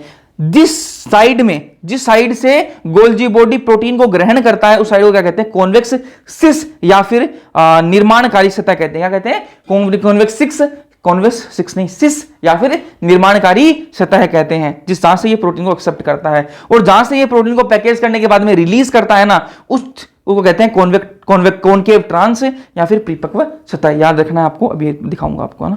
चलो इसको एक बार कंप्लीट कर लेते हैं। फंक्शन क्या है गोल्जी बॉडी के, पैकेजिंग मटेरियल को पैकेज करना, प्रोटीन को पैकेज करेगा, ठीक है। और क्या काम है, इसका ग्लाइकोप्रोटीन और ग्लाइकोलिपिड का निर्माण करता है। ग्लाइकोप्रोटीन और ग्लाइकोलिपिड का निर्माण भी ये करता है, ठीक है। ग्लाइकोप्रोटीन ग्लाइकोलिपिड का निर्माण कहां होता है, गोल्जी बॉडी के अंदर। प्रोटीन का रूपांतरण, प्रोटीन को मॉडिफाई भी कर देता है, ठीक है। और कोशिका के अंदर और बाहर डिलीवरी करना, मैंने बताया पैकेजिंग का काम है और डिलीवरी का काम है, और डिलीवरी भी करता है। कोशिका के अंदर कोई चीज चाहिए तो वहां डिलीवर कर देगा, बाहर कोशिका के अंदर डिलीवर करना तो ये कर देगा, ठीक है। निर्माण किसका करता है, ग्लाइकोप्रोटीन और ग्लाइकोलिपिड का निर्माण करता है, प्रोटीन को रूपांतरित भी कर देता है। आज इसको पढ़ लेते हैं एनसीईआरटी से। कैमिलो गोल्जी 1898 ने पहली बार केंद्र के पास घनी रंजित जालिकावत संरचना तंत्रिका कोशिका में देखी, जिन्हें बाद में उनके नाम पर गोल्जी काय इनको गोल्जी बॉडी इनको कह दिया। यह बहुत सारी चपटी डिस्क आकार की थैली या फिर कुंड से मिलकर बनी हुई होती हैं, जिनका व्यास 0.5 माइक्रोमीटर से 1 माइक्रोमीटर होता है। एक दूसरे के समानांतर ढेर के रूप में ये मिलते हैं, जिसे जालिकाएं कहते हैं। गोल्जी काय में कुंडों की संख्या अलग अलग होती है। गोल्जी कुंड केंद्र के पास संकेंद्रित व्यवस्थित होते हैं, जिनमें निर्माणीकार सतह है ना, निर्माणीकार सतह होता है जिसको कॉन्वेक्सिस कहते हैं, और परिपक्व सतह जिसको अपन कॉनकेव ट्रांस कहते हैं, ठीक है, होती है। मैंने आपको दो आपको चेहरे दिखा दी, देखो यहाँ पर मैंने आपको दिखाई। तो जो एक्सेप्ट करता है उसको क्या कहेंगे अपन, निर्माणकारी सतह, और जो यहाँ से रिलीज करेगा उसको परिपक्व सतह, ठीक है। गोल्जी काय का मुख्य कार्य द्रव्य को संवेष्टित कर अंतरकोशिकीय लक्ष्य तक पहुंचाना। कोई भी पदार्थ है उसको पैकेज करके, ठीक है, कोशिका के अंदर तक पहुंचाना या फिर कोशिका के बाहर उसका भेजना, डिलीवर करने का काम है। संवेष्टित जो आपका पैकेज जो आपका चीज है, ठीक है, उसको ईआर से पुटिका के रूप में गोल्जी काय के सिरे में संगठित होकर परिपक्व सतह की ओर करते हैं, ठीक है। यहां से ईआर से क्या आएगी, चीजें आएंगी किसके, पुटिका के फॉर्म में, पुटिका बन के आएंगी, ठीक है, और क्या गोल्जी बॉडी के अंदर आ जाएंगे। यहां पर पैकेजिंग होगी और यहां से वो रिलीज हो जाएगा, ठीक है। संगठित होकर परिपक्व सतह की ओर गति करते हैं। इससे स्पष्ट होता है कि गोल्जी काय के अंदर अंतर्द्रव्य जालिका से निकटतम संबंध है। अंतर्द्रव्य जालिका क्या है, एंडोप्लाज्मिक रेटिकुलम ER। उपस्थित राइबोसोम कुछ द्वारा प्रोटीन का संश्लेषण होता है और गोल्जी काई में वो प्रोटीन आती हैं, ट्रांस सिरे से निकलने के पूर्व इस कुंड में रूपांतरित हो जाती हैं, प्रोटीन का रूपांतरण होता है, मैंने आपको बता दिया, मॉडिफिकेशन होता है। गोल्जी काई ग्लाइकोप्रोटीन और ग्लाइकोलिपिड का निर्माण का प्रमुख स्थल है। ठीक है, चलो जी, सारी बातें मैं आपको बता रहा हूं। अगला जो आपका है वो क्या है, लयन का लाइसोसोम के बारे में बात करते हैं। आ जाओ, लाइसोसोम झिल्ली पुटिका संरचना है जी। ठीक है, झिल्ली से बनी हुई है संरचना, झिल्ली से घिरी हुई है, जो संवेष्टन विधि द्वारा गोल्जी बॉडी में बनते हैं। और ये लाइसोसोम कहां बनते हैं जी, ये लाइसोसोम बनते हैं गोल्जी बॉडी के अंदर बनते हैं। अभी जो गोल्जी काय पड़ा है उसी के अंदर ये बनते हैं। जब गोल्जी बॉडी पैकेजिंग कर रहा होता है तो उस दौरान क्या बनते हैं, लाइसोसोम का निर्माण होता है। ये कैसे, तो झिल्ली पुटिका संरचना है, ये पुटिका है, इस पर ये झिल्ली लगी हुई है, तो ये क्या है आपका लाइसोसोम होता है। ठीक है, लयन काय जो पुटिकाएं हैं ये क्या है, इनमें क्या है, जल अपघटित एंजाइम होते हैं। कौन से एंजाइम होते हैं, जल अपघटकीय एंजाइम होते हैं, हाइड्रोलाइटिक एंजाइम होते हैं।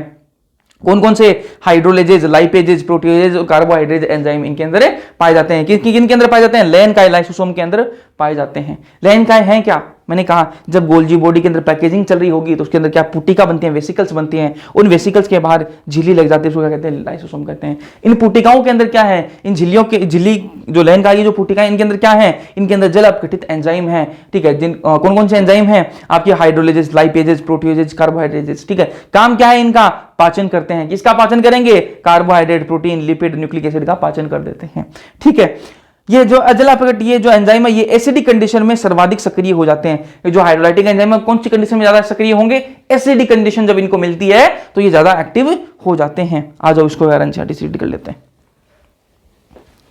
यह झिल्ली पुटिका संरचना होती है जो संवेष्टन विधि द्वारा गोल्जी काय में बनते हैं। प्रथिकृत लयन काय पुटिकाओं में सभी प्रकार की जल अपघटीय एंजाइम पाए जाते हैं, जैसे हाइड्रोलेज हो गया, लाइपेज हो गया, आपका प्रोटीजेज हो गया, कार्बोहाइड्रेट्स हो गया, जो अम्लीय परिस्थितियों में सर्वाधिक सक्रिय होते हैं। मैंने बताया एसिडिक कंडीशन में ज्यादा ये सक्रिय होंगे, एक्टिव होंगे। ये enzyme carbohydrate, protein, lipid, nucleic acid आदि के पाचन में सक्षम होता है। ये मैंने सारी चीजें आपको बता ही दी हैं। ठीक है, चलो अगला है अपना रसदानी, वैक्यूल के बारे में बात करते हैं। रसदानी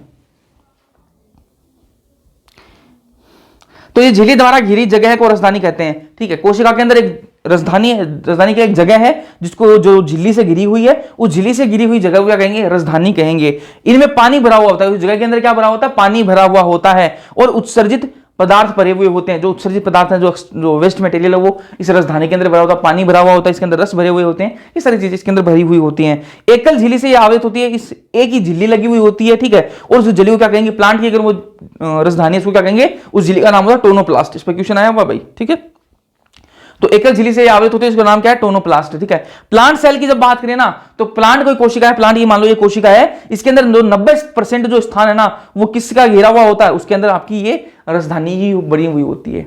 मैं बोल रहा हूं प्लांट की कोई कोशिका है, उसके अंदर 90% जो जगह है ना वो कौन घेरे रखता है, ये रसदानी घेरी होती है, जिसके अंदर क्या है, वेस्ट मटेरियल, पानी, रस भरे हुए होते हैं। ठीक है, रसदानी में सांद्रता अधिक होती है। रसदानी जो होती है, मान लो ये सेल है, ठीक है, इसके अंदर ये क्या है आपका साइटोप्लाज्म, और इसके अंदर ये रसधानी है सेल के अंदर। ठीक है, तो रसधानी के अंदर क्या है, सांद्रता अधिक होगी और आपका जो साइटोप्लाज्म है उसके अंदर सांद्रता कम रहेगी। ठीक बात है, ध्यान में रखना। ये अमीबा के अंदर संकुचनशील रसधानी होती है। अमीबा जो होता है आपका उसके अंदर संकुचनशील रसधानी होती है, कॉन्ट्रैक्टाइल वैक्यूल उसको इंग्लिश में कहते हैं। और ये संकुचनशील रसधानी किस काम आती है, ये उत्सर्जन में सहायता करती है। किसमें सहायता करती है, उत्सर्जन में ये सहायता करती है। एनसीईआरटी से रीड करते हैं, थोड़ा सा हो रहा है मेरे हिसाब से। हाँ, आज बहुत सारी कोशिकाओं में जैसे प्रोटिस्ट में खाद्य रसदानी पाई जाती है, फूड वैक्यूल पाया जाता है। जैसे प्रोटिस्ट हो गए, प्रोटिस्टा के अंदर क्या है, कुछ प्रोटिस्ट ऐसे हैं जिनके अंदर खाद्य रसदानी, फूड वैक्यूल पाए जाते हैं। किस काम आते हैं, खाद्य पदार्थों को निगलने के लिए होते हैं। आज अब एनसीईआरटी से रीड करते हैं। कोशिका द्रव्य में झिल्ली द्वारा घिरी जगह को रसधानी कहते हैं।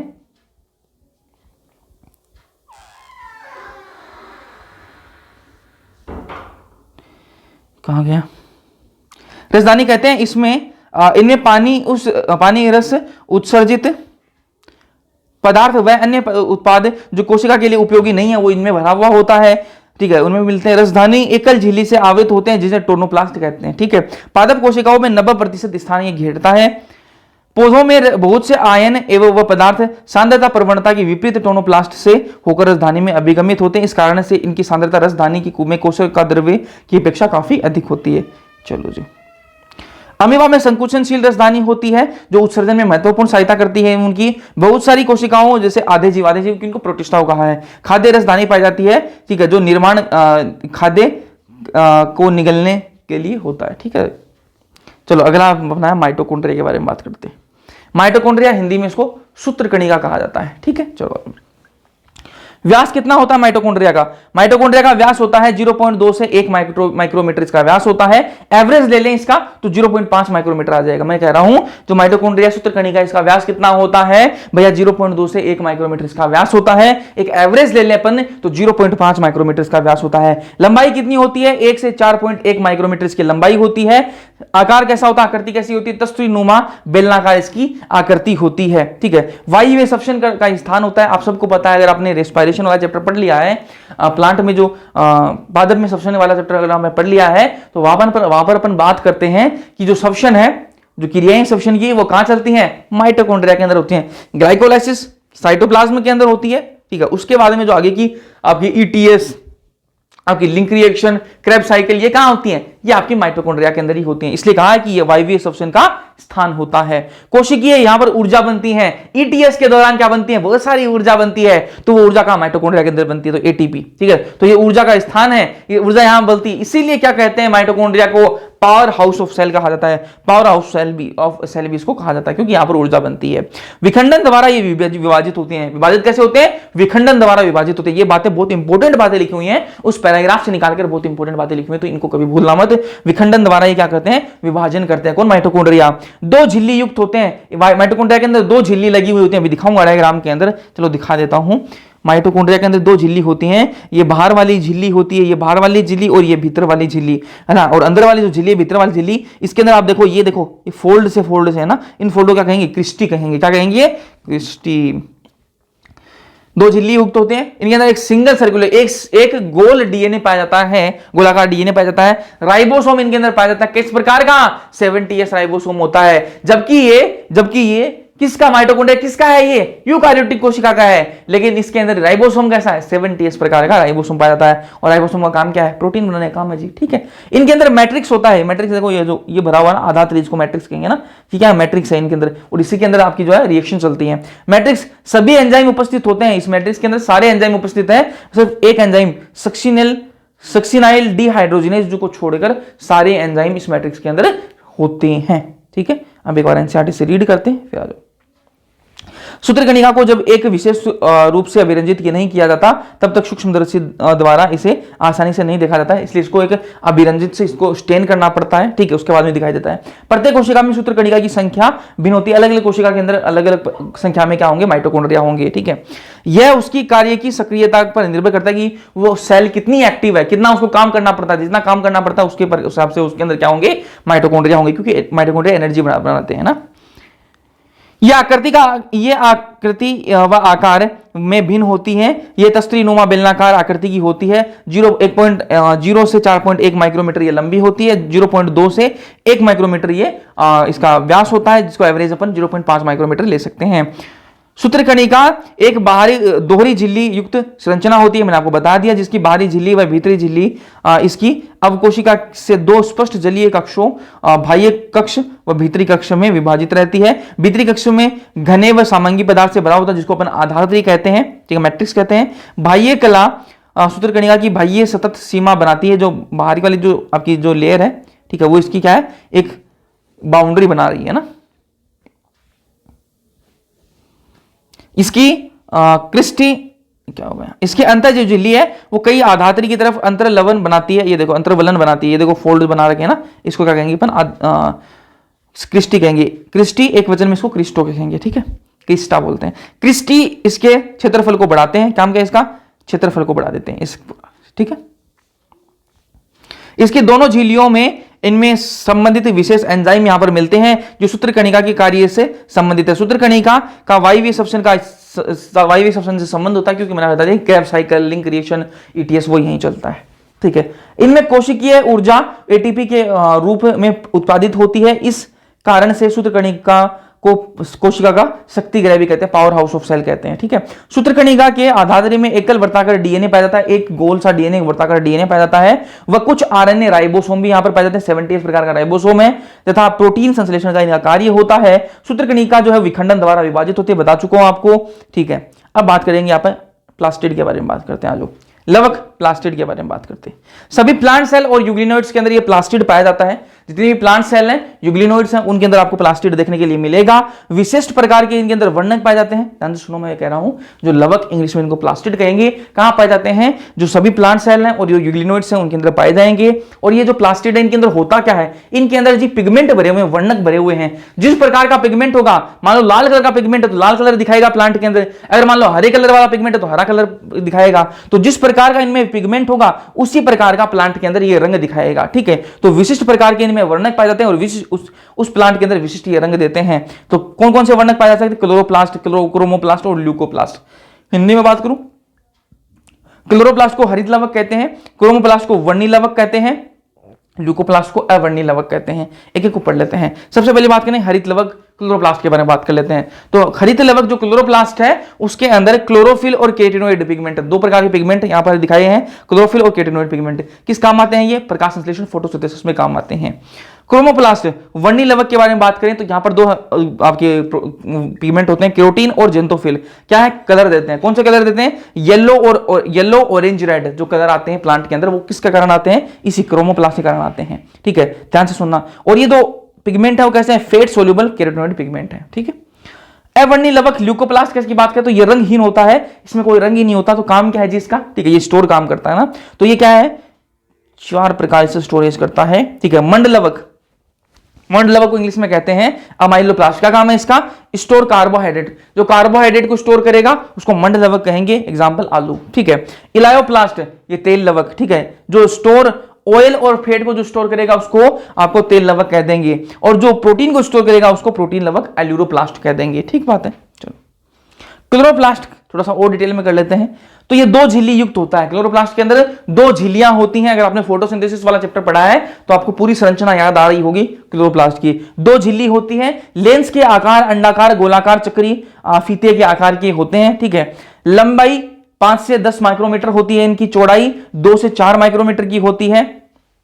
और राइबोसोम इनमें कैसा होता है, 70S प्रकार का इनमें राइबोसोम पाया जाता है, और छोटा द्विलड़ी वर्ताकार इनमें डीएनए पाया जाता है। कैसा पाया जाता है, छोटा द्विलड़ी आकार का इनमें डीएनए पाया जाता है। एक चीज मैं आपको दिखा दूं, ये 2 क्या है, झिल्लियां हैं, या क्लोरोप्लास्ट बना 2 झिल्लियां इनमें बिल्कुल भैया दिख रही हैं हमें। इनमें क्या है जी, एक 70S प्रकार का राइबोसोम है, राइबोसोम कैसा है, 70S, ठीक है। और इनमें क्या पाए जाते हैं, थाइलेकोइड पाए जाते हैं। क्या पाए जाते हैं, थाइलेकोइड, ये थाइलेकोइड, थाइलेकोइड, थाइलेकोइड एक दूसरे पर चिने हुए हैं, थाइलेकोइड, ठीक है। इस एक गोल को मैं क्या कहूंगा, थाइलेकोइड। अब ये बहुत सारे आपस में ऐसे एक थाइलेकोइड ऐसे ऐसे लगे हुए ना ऊपर नीचे है ना, इस पूरे क्या कहेंगे, मैं ग्रेना कहूंगा। क्या कहूंगा, गरेना कहूंगा, इसको क्या कहूंगा, एक गरेना। और एक ग्रेना जो है पूरा वो किससे मिलकर बना होता है, थाइलेकोइड से मिलकर बना हुआ होता है।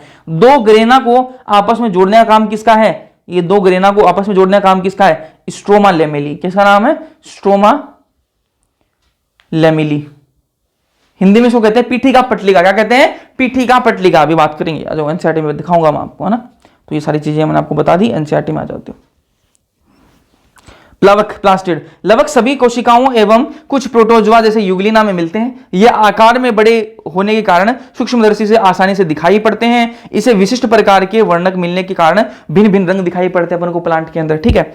विभिन्न प्रकार के वर्णकों के आधार पर लवक कई तरह के होते हैं, हरित लवक, वर्णी लवक और अवर्णी लवक, ठीक है। जो हरित लवकों में पर्णहरित वर्णक व केरोटिनॉइड, पर्णहरित क्लोरोफिल की बात हो रही है, वर्णक मिलते हैं जो प्रकाश संश्लेषण में आवश्यक रूप से प्रकाशीय अपन को ऊर्जा को संचित करते हैं। और वर्णी लवकों में वसा विलय जो फेट सोल्यूबल, ठीक है, केरोटिनॉइड वर्णक जैसे केरोटीन और जेंथोफिल मिलते हैं, जो अन्य दूसरे मिलते हैं। एक मिनट, इसके कारण पादपों में नीले, नारंगी व लाल रंग दिखाई पड़ते हैं। अवर्णी लवक विभिन्न आकृति एवं आकार के रंगहीन लवक होते हैं, जिनमें खाद्य पदार्थ संचित होते हैं, मतलब स्टोर होते हैं। मंडलवक में मंड जो स्टार्च है वो होगा यहाँ पर रूप में कार्बोहाइड्रेट संचित होता है, जैसे आलू, तेल लवक में आपके तेल और वसा, ऑयल और फैट वो स्टोर होगा, प्रोटीन लवक में प्रोटीन का भंडारण होता है। ठीक बात है, चलो जी।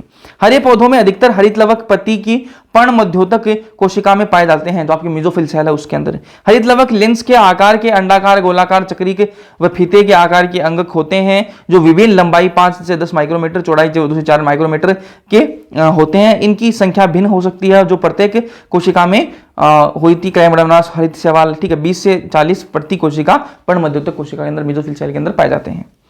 सूत्रकणिका की तरह हरित लवक कोशिका भी द्विझिल्ली युक्त होता है, 2 झिल्लियां होती हैं, एक और दूसरी झिल्ली, ठीक है, मैंने आपको डायग्राम में भी दिखाया था। उपरोक्त 2 में उसकी भीतरी जो लवक झिल्ली है अपेक्षाकृत कम पारगम्य होती है, जो अंदर वाली झिल्ली है वो थोड़ी सी कम पारगम्य होती है। हरित लवक के अंतः झिल्ली से घिरी हुई भीतर के स्थान को पीठिका कहते हैं। ये जो खाली जगह को क्या कहेंगे? पीठिका कहेंगे, स्ट्रोमा कहेंगे इंग्लिश में, स्ट्रोमा कहते हैं। पीठिका में चपटे झिल्लियुक्त थैली जैसी संरचना होती है, जिनको थाइलेकोइड कहते हैं। ये थाइलेकोइड है, ये थाइलेकोइड, दूसरा थाइलेकोइड, तीसरा थाइलेकोइड, एक के ऊपर सिक्के से हैं, एक के ऊपर ऐसे चिन्हे हुए हैं, ठीक है। थाइलेकोइड सिक्कों के चट्टों की भांति ढेर के रूप में मिलते हैं, जिसे अपन ग्रेना एक वचन में ग्रेनम कहेंगे, मैंने आपको बताया। अंतरग्रेना थाइलेकोइड कहते हैं। इसके अलावा एक कई चपटी झिल्लीनुमा नलिकाएं होती हैं, जो ग्रेना में विभिन्न थाइलेकोइड को जोड़ती हैं। अलग अलग थाइलेकोइड को आपस में जोड़ते हैं कौन? पीठिका पटलिका, ठीक है, जिसको स्ट्रोमा लेमेली कहते हैं इंग्लिश में। चपटी झिल्लीनुमा नलिकाएं जो ग्रेना को विभिन्न थाइलेकोइड को जोड़ती हैं, उसे पीठिका पटलिका कहते हैं। थाइलेकोइड की झिल्ली एक रिक्त स्थान को घेरे होती है, इसे अवकाशिका कहते हैं। हरित लवक की पीठिका में बहुत एंजाइम मिलते हैं, कार्बोहाइड्रेट, प्रोटीन संश्लेषण के लिए आवश्यक। इनमें छोटा द्विलड़ी वर्ताकार डीएनए बताया मैंने आपको, ठीक है। राइबोसोम मिलते हैं, जो 70 प्रकार के होते हैं। हरित लवक थाइलेकोइड में उपस्थित होते हैं। जो हरित लवक हैं आपके, वो कहाँ होंगे? क्लोरोफिल, वो कहाँ होंगे? थाइलेकोइड में होंगे। राइबोसोम 70S होता है, और कोशिका द्रव्य में राइबोसोम 80S होता है। चलो आ जाओ, ये हो गया। अब अपन आ जाओ राइबोसोम के बारे में बात करते हैं। राइबोसोम का काम क्या है भैया? आपने बता दिया, प्रोटीन का बनाने का काम है, प्रोटीन संश्लेषण का काम है। इसमें कोई झिल्ली नहीं होती जी, कोई झिल्ली नहीं होती राइबोसोम के ऊपर, प्रोटीन संश्लेषण का काम है। आरएनए प्लस प्रोटीन से बने हुए होते हैं, ठीक है। और जॉर्ज पेलेट 1953 में इन्होंने इलेक्ट्रो माइक्रोस्कोप के अंदर इसकी कणिका में जो संरचना है उसको देखा। किसकी? राइबोसोम की कणिका में संरचना को देखा। यूकारियोटिक, किस नाम याद रखना साइंटिस्ट का? जॉर्ज पेलेट है, ठीक है, 1953 में देखा था। यूकारियोटिक राइबोसोम कैसा होता है? 80S प्रकार का, थोड़ी देर पहले मैंने आपको बता भी दिया था। 80S प्रकार का होता है, और इसमें जो 2 यूनिट पाए जाते हैं वो 60S और 40S होती हैं। इनको जोड़ना नहीं होता, 100S मत करना है ना, 60 और 40 को जोड़ के 60 और 40 80S होता है। तो यूकारियोटिक कोशिकाओं के अंदर 80S प्रकार का राइबोसोम पाया जाता है, जबकि आपकी प्रोकारियोटिक जो राइबोसोम होते हैं उनके अंदर 70S प्रकार का राइबोसोम पाया जाता है, ठीक है। ये 50S और 30S यूनिट से मिलकर बना हुआ होता है। आज 1 से रीड कर लेते हैं। राइबोसोम, जॉर्ज पेलेट 1953 ने इलेक्ट्रॉन सूक्ष्मदर्शी द्वारा सघन कणिका में संरचना राइबोसोम को सर्वप्रथम देखा था, जो राइबोन्यूक्लिक अम्ल व प्रोटीन के बने हुए थे, किसी भी झिल्ली से घिरे हुए नहीं होते हैं, बता दिया मैंने आपको। खुल जा सिम्पटम, खुल जा।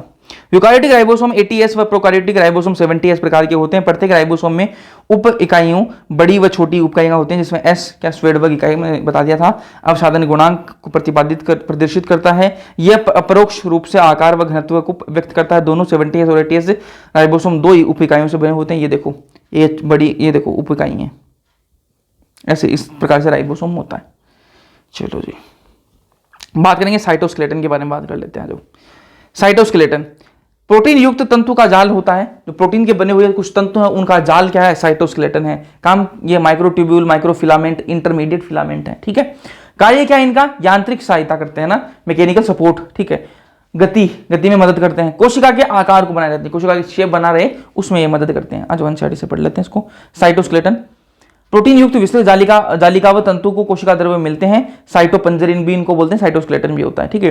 कोशिका में मिलने वाला साइटोपंजर के विभिन्न कार्य हैं, जैसे यांत्रिक सहायता, गति व कोशिका के आकार को बनाए रखने में उपयोगी होते हैं, ठीक बात है। चलो आगे बात करते हैं किसकी?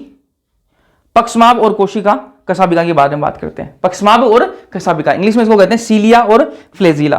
कोशिका झिल्ली से रोम जैसी वृद्धि होती है, कोशिका झिल्ली से रोम जैसी वृद्धि होती है, ठीक है।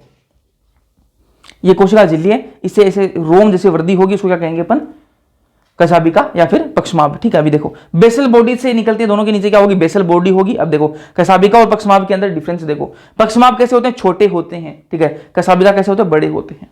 पक्षमाभ जो है के चलने में मदद करते हैं, लेकिन कैसे करते हैं, चप्पू की तरह कार्य करते हैं। कैसे, चप्पू, चप्पू क्या होता है आपका, जो नाव के अंदर जो आपने देखा होगा ना साइड में ऐसे चप्पू होता है, ठीक है, तो वो चप्पू की तरह इनका कार्य होता है। ये कोशिका को चलने में मदद नहीं करते, क्या करते हैं, साइड में कोशिका जो है किसी द्रव्य के अंदर होगी, ठीक है बात है, उस द्रव्य के अंदर जैसे नाव जो है वो खुद नहीं चलती है, कैसे करती है, पानी को साइड में करते हैं ना, चप्पू से पानी को साइड में करते हैं, तो साइड में पानी को साइड करेंगे तो नाव आगे बढ़ेगी। सेम वैसे ये कार्य करते हैं चप्पू की तरह, चारों तरफ मिलने वाले द्रव्य की गति करवाते हैं ताकि ये आगे खुद चल पाए, है ना, ये चप्पू की तरह कार्य करते हैं। कशाभिका जो है कोशिका की गति करवाता है, ठीक है, डायरेक्ट कोशिका की गति करवाता है, और प्रोकार्योट से कशाभिका अलग है। प्रोकार्योट के अंदर जो कशाभिका पाई जाएगी उससे ये थोड़ा अलग होता है। आ जाओ, कशाभिका जो है वो पीएम की बाहरी फैलाव है। पीएम क्या है, प्लाज्मा मेम्ब्रेन। ये मान लो प्लाज्मा मेम्ब्रेन है, इसका बाहरी फैलाव है ना, इसी से निकलता है, ये बाहरी फैलाव है किसका, प्लाज्मा मेम्ब्रेन का, है ना, इसको एक्सोनियम कहते हैं ना। और ये जो एक्सोनियम है सूक्ष्म नलिकाओं की बनी हुई होती है। एक्सोनियम किसकी बनी हुई होती है, सूक्ष्म नलिकाओं की बनी हुई होती है, जिनको माइक्रोट्यूब्यूल कहते हैं। सूक्ष्म नलिका इंग्लिश में माइक्रोट्यूब्यूल।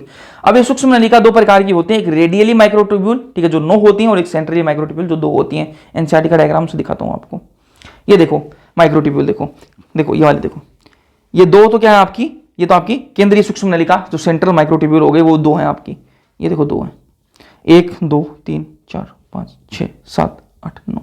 ये 9 क्या है आपकी, जो आपकी परिधीय सूक्ष्म नलिका है, मतलब आपकी जो पेरिफेरल जो आपकी माइक्रोट्यूब्यूल है वो वाली, ये 9 हो गई। 9 क्या है आपकी परिधीय, और 2 क्या है आपकी जो सेंटर में है, ठीक है। इसलिए क्या कहते हैं, यूकार्योटिक जो फ्लैजिला है उसका अरेंजमेंट कैसा होता है, उसका अरेंजमेंट होता है 9+2 टाइप का अरेंजमेंट होता है। यहां पर लिखा हुआ है 9+2 अरेंजमेंट होता है, एग्जाम में आया हुआ है। यूकार्योटिक फ्लैजिला का अरेंजमेंट कैसा होता है, कशाभिका का अरेंजमेंट कैसा होता है, 9+2 अरेंजमेंट होता है, ठीक है। और ये साइड में देखो, आपको यहां पर देखो ये डंडी सी दिख रही होंगी, इनको कहते हैं अरिय डंडा कहते हैं, ये भी 9 ही होंगे, ठीक है। चलो एक बार एनसीईआरटी से इसको रीड मार लेते हैं। पक्षमाभी पक्षमाभ कशाभिका रोम शरदेश कोशिका झिल्ली पर मिलने वाली अपवर्दी है। पक्षमाभ एक छोटी संरचना जो चप्पू की तरह कार्य करती है, और कशाभिका जो है वो बड़ी संरचना है, ठीक है। चारों तरफ मिलने वाले द्रव्य को गति में सहायक होती है। कशाभिका अपेक्षाकृत लंबे में कोशिका की गति में सहायक होते हैं। प्रोकार्योटिक जीवाणु में पाई जाने वाली कशाभिका संरचनात्मक रूप से यूकार्योटिक कोशिका जो कशाभिका उससे भिन्न होती है, ठीक है। चलो, इलेक्ट्रॉन सूक्ष्मदर्शी अध्ययन से पता चला कि पक्षमाभ व कोशाभिका जीव द्रव्य झिल्ली से ढके हुए होते हैं। इनके कोर को अक्ष सूत्र कहते हैं, जिसको इंग्लिश में पढ़ने एक्सोनिम का अक्ष सूत्र कहते हैं, ठीक है, जो कई अक्ष सूत्र नलिकाओं का बना हुआ होता है और इसके लंबे अक्ष के समानांतर स्थित होते हैं। अक्ष सूत्र के केंद्र में एक जोड़ा सूक्ष्म नलिका का होता है, एक जोड़ा, देखो ये 2 जोड़े हैं ना, एक जोड़ा हो गया, मतलब 2 का तो बनता है ना एक जोड़ा, और 9 द्विक परिधि पर होते हैं। ये देखो 9 यहां पर मैंने आपको बता दिए, ठीक है, माइक्रोट्यूब्यूल।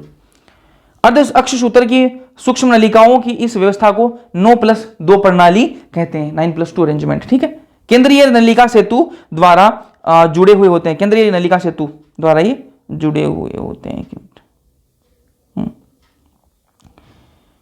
जो परिधीय द्विक के प्रत्येक नलिका के अरिय दंड द्वारा जुड़ते हैं। ये देखो अरिय दंड, ये वाले, ठीक है, ये वाले, ठीक है। इस प्रकार 9 अरिय तान बनती हैं जो परिधीय द्विक सेतु द्वारा आपस में जुड़े हुए होते हैं। दोनों पक्षमाभ व कशाभिका तारक के अंदर सदृश संरचना के बाहर निकले हुए होते हैं, जिसे आधारिकाय कहते हैं, बेसल बॉडी कहते हैं ना, बेसल बॉडी से निकले होते हैं, ये मैंने आपको बताया स्टार्टिंग में। आधारिकाय से निकलते हैं, देखो बेसल बॉडी से निकलते हैं, ठीक है। चलो, बेसल मतलब आधारी और बॉडी मतलब काय, ठीक है। चलो, तारकाय व तारक केंद्र सेंट्रोसोम या फिर सेंट्रियोल क्या होते हैं, ये देखो। कोशिका विभाजन में मदद करते हैं, भैया ये तो आपने पहले ही बता दिया हमें। सेंट्रियोल जो एनिमल सेल के अंदर पाया जाता है और कोशिका विभाजन में मदद करता है, सिर्फ एनिमल सेल में ही पाया जाता है, ठीक बात है। चलो, मैं कह रहा हूं ये 2 गोल सा आपको दिख रहा है सिलेंडर जैसा, ये क्या है, ये सेंट्रियोल है, ये क्या है, एक सेंट्रियोल है, ठीक है। और अगर ये 90 डिग्री पर एक दूसरे से हो, एक सेंट्रियोल ये है, एक सेंट्रियोल ये नीचे पड़ा, एक दूसरे से क्या 90 डिग्री पर है, इन दोनों को साथ में अपन क्या कहेंगे, सेंट्रोसोम कहेंगे, ठीक है। ध्यान से सुनो, एक क्या है, ये सेंट्रियोल, दो सेंट्रियोल है, ये भी सेंट्रियोल है, ये भी सेंट्रियोल है, लेकिन दोनों को जब साथ में ऐसे रहेंगे तो इनको सेंट्रोसोम कहेंगे। इनके बीच में जो आपको ग्रीन कलर की जो लाइन दिख रही है, ये क्या है, माइक्रोट्यूब्यूल्स हैं, ठीक बात है। चलो, ये बेलगाड़ी, अभी मैं आपको डायग्राम पढ़ के देख लेते हैं। चलो, तारकाय वह अंग का जो 2 बेलनाकार संरचना है, वही देखो ये 2 बेलनाकार संरचना है, ठीक है। चलो, से मिलकर बना होता है, जिसे तारक केंद्र कहते हैं। यह अर्स्ट अक्रिस्टलीय परिकेंद्रीय द्रव्य से घिरा हुआ होता है। दोनों तारक केंद्र तारकाय के एक दूसरे लंबवत स्थित होते हैं, लंबवत हैं, बिल्कुल परपेंडिकुलर हैं एक दूसरे के, ठीक है। जिसमें प्रत्येक संरचना बैलगाड़ी के पहिए की जैसी होती है, मैंने आपको लिखी हुई, देखो बैलगाड़ी के पहिए की जैसी संरचना होती है, दिखाऊंगा मैं आपको। तारा केंद्र संख्या में 9 समान दूरी पर स्थित परिधीय ट्यूबुलिन, एक बार मैं आपको एक बार एक यहां पर एक डायग्राम ऐड कर लूं मैं, चलो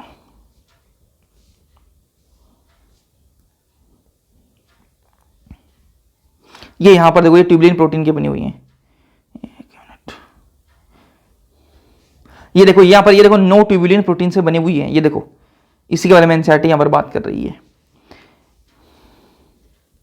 9 समान दूरी पर स्थित परिधीय ट्यूबुलिन सूत्रों से बना हुआ था। प्रत्येक परिधीय सूत्रक एक त्रिक बनी हुई होती है, त्रिक मतलब 3 से बना हुआ था, देखो प्रत्येक देखो एक 3 से बना होता है, एक यहां पर देखो आपको दिख रहा होगा, 1 1 2 और 3 से बना हुआ ना। हाँ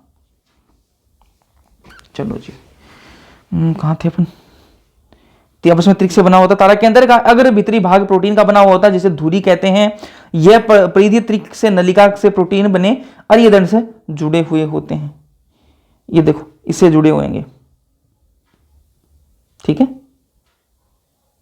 एक मिनट,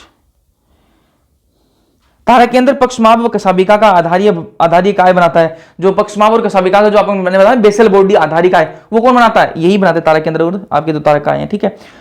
तर्क तंतु जंतु कोशिका विभाजन में उपरांत तर्कु उपकरण बनाते हैं ना, और आपके जो जंतु कोशिका में जो विभाजन होता है वहां पर क्या है, उपरांत तर्कु उपकरण बनाते हैं। अगले चैप्टर में अपन पढ़ेंगे इसके बारे में, ठीक है। तो यहां पर ये अपना हो गया, और इसके बारे में एक दो बातें और शायद लिखी हुई हैं। हाँ, बैलगाड़ी के पहिए जैसी संरचना होती है, बता दिया मैंने आपको। आधारी काय बनाते हैं, जैसे कशाभिका हो गया, पक्षमाभ हो गया, स्पिंडल फाइबर अपन आगे वाले चैप्टर में पढ़ेंगे, सेल डिवीजन वाले चैप्टर में पढ़ेंगे। केंद्रक के बारे में बात करते हैं, ठीक है। स्फेरिकल स्ट्रक्चर होता है, बचपन से पढ़ते हैं, गोल गोल होता है, ठीक है। रॉबर्ट ब्राउन 1831 में खोज की थी, साल आपको याद होनी चाहिए, ठीक है। बाद में पहले खोज किसने करी, रॉबर्ट ब्राउन साहब ने करी थी, लेकिन बाद में फ्लेमिंग साहब आए और उन्होंने केंद्रक को अभिरंजित किया, और उन्होंने क्या क्या नाम दिया इसको, क्रोमेटिन नाम दिया, ठीक है, फ्लेमिंग साहब ने, ठीक है। कोशिका विभाजन के दौरान जब कोशिका विभाजन कर रही होती है, उसके दौरान जो आपका केंद्रक है उसकी जगह अपन को क्या दिखते हैं, क्रोमोसोम दिखते हैं, ठीक है। नॉर्मली जो केंद्रक दिखता है कोशिका के अंदर, जब कोशिका विभाजन कर रही होती है उसके दौरान, विभाजन के दौरान वहां पर अपन को क्रोमोसोम दिखाई देते हैं, और जब कोशिका विभाजन नहीं कर रही होती उस टाइम पर अपन को क्रोमेटिन दिखाई देते हैं। क्रोमेटिन क्या है, न्यूक्लियो प्रोटीन के फाइबर हैं। आपको डायग्राम में दिखाऊं तो यहां पर एक डायग्राम बना हुआ है, इतना क्लियर नहीं है लेकिन देख लो भाई, क्लियर नहीं है क्या ही देखोगे यार, नहीं इसमें कुछ दिखने लायक नहीं है यार, एनसीईआरटी वाला नहीं अच्छा है, चलो नेट पर देख लेना ना, तो क्रोमेटिन देख लेना आप, न्यूक्लियस के अंदर आपको दिखाई देगा। केंद्रिक आवरण है ना, केंद्रक है, ये केंद्रक के ऊपर आवरण लगा हुआ है जो झिल्ली है, ठीक है, केंद्रक के ऊपर, उसके बारे में बात हो रही है। केंद्रिक आवरण न्यूक्लियर एनवेलप कहेंगे। इस पर 2 झिल्ली लगी हुई है, एक बाह्य झिल्ली, एक आंतरिक झिल्ली। बाह्य झिल्ली जो है वो आरईआर के साथ में कंटिन्यू होती है। आरईआर क्या है, रफ एंडोप्लाज्मिक रेटिकुलम। यहां पर ये केंद्रक है, केंद्रक के बाहर ये बाहर वाली झिल्ली है, और यहां पर क्या है आपका रफ एंडोप्लाज्मिक रेटिकुलम लगा हुआ है, ये देखो रफ एंडोप्लाज्मिक रेटिकुलम, तो इसके साथ में कंटिन्यू होती है। किसके साथ में, बाह्य झिल्ली जो है वो आरईआर के साथ में कंटिन्यू होती है। आंतरिक झिल्ली है, तो 2 प्रकार की यहां पर झिल्ली है। जहां पर बाह्य झिल्ली और आंतरिक झिल्ली, जहां पर दोनों आपस में मिलन होता है वहां पर क्या है, केंद्रक छिद्र पाया जाता है। मैं आपको बना के दिखा देता हूं तो आपकी कंफ्यूजन दूर हो जाए। चलो एक मिनट रुको,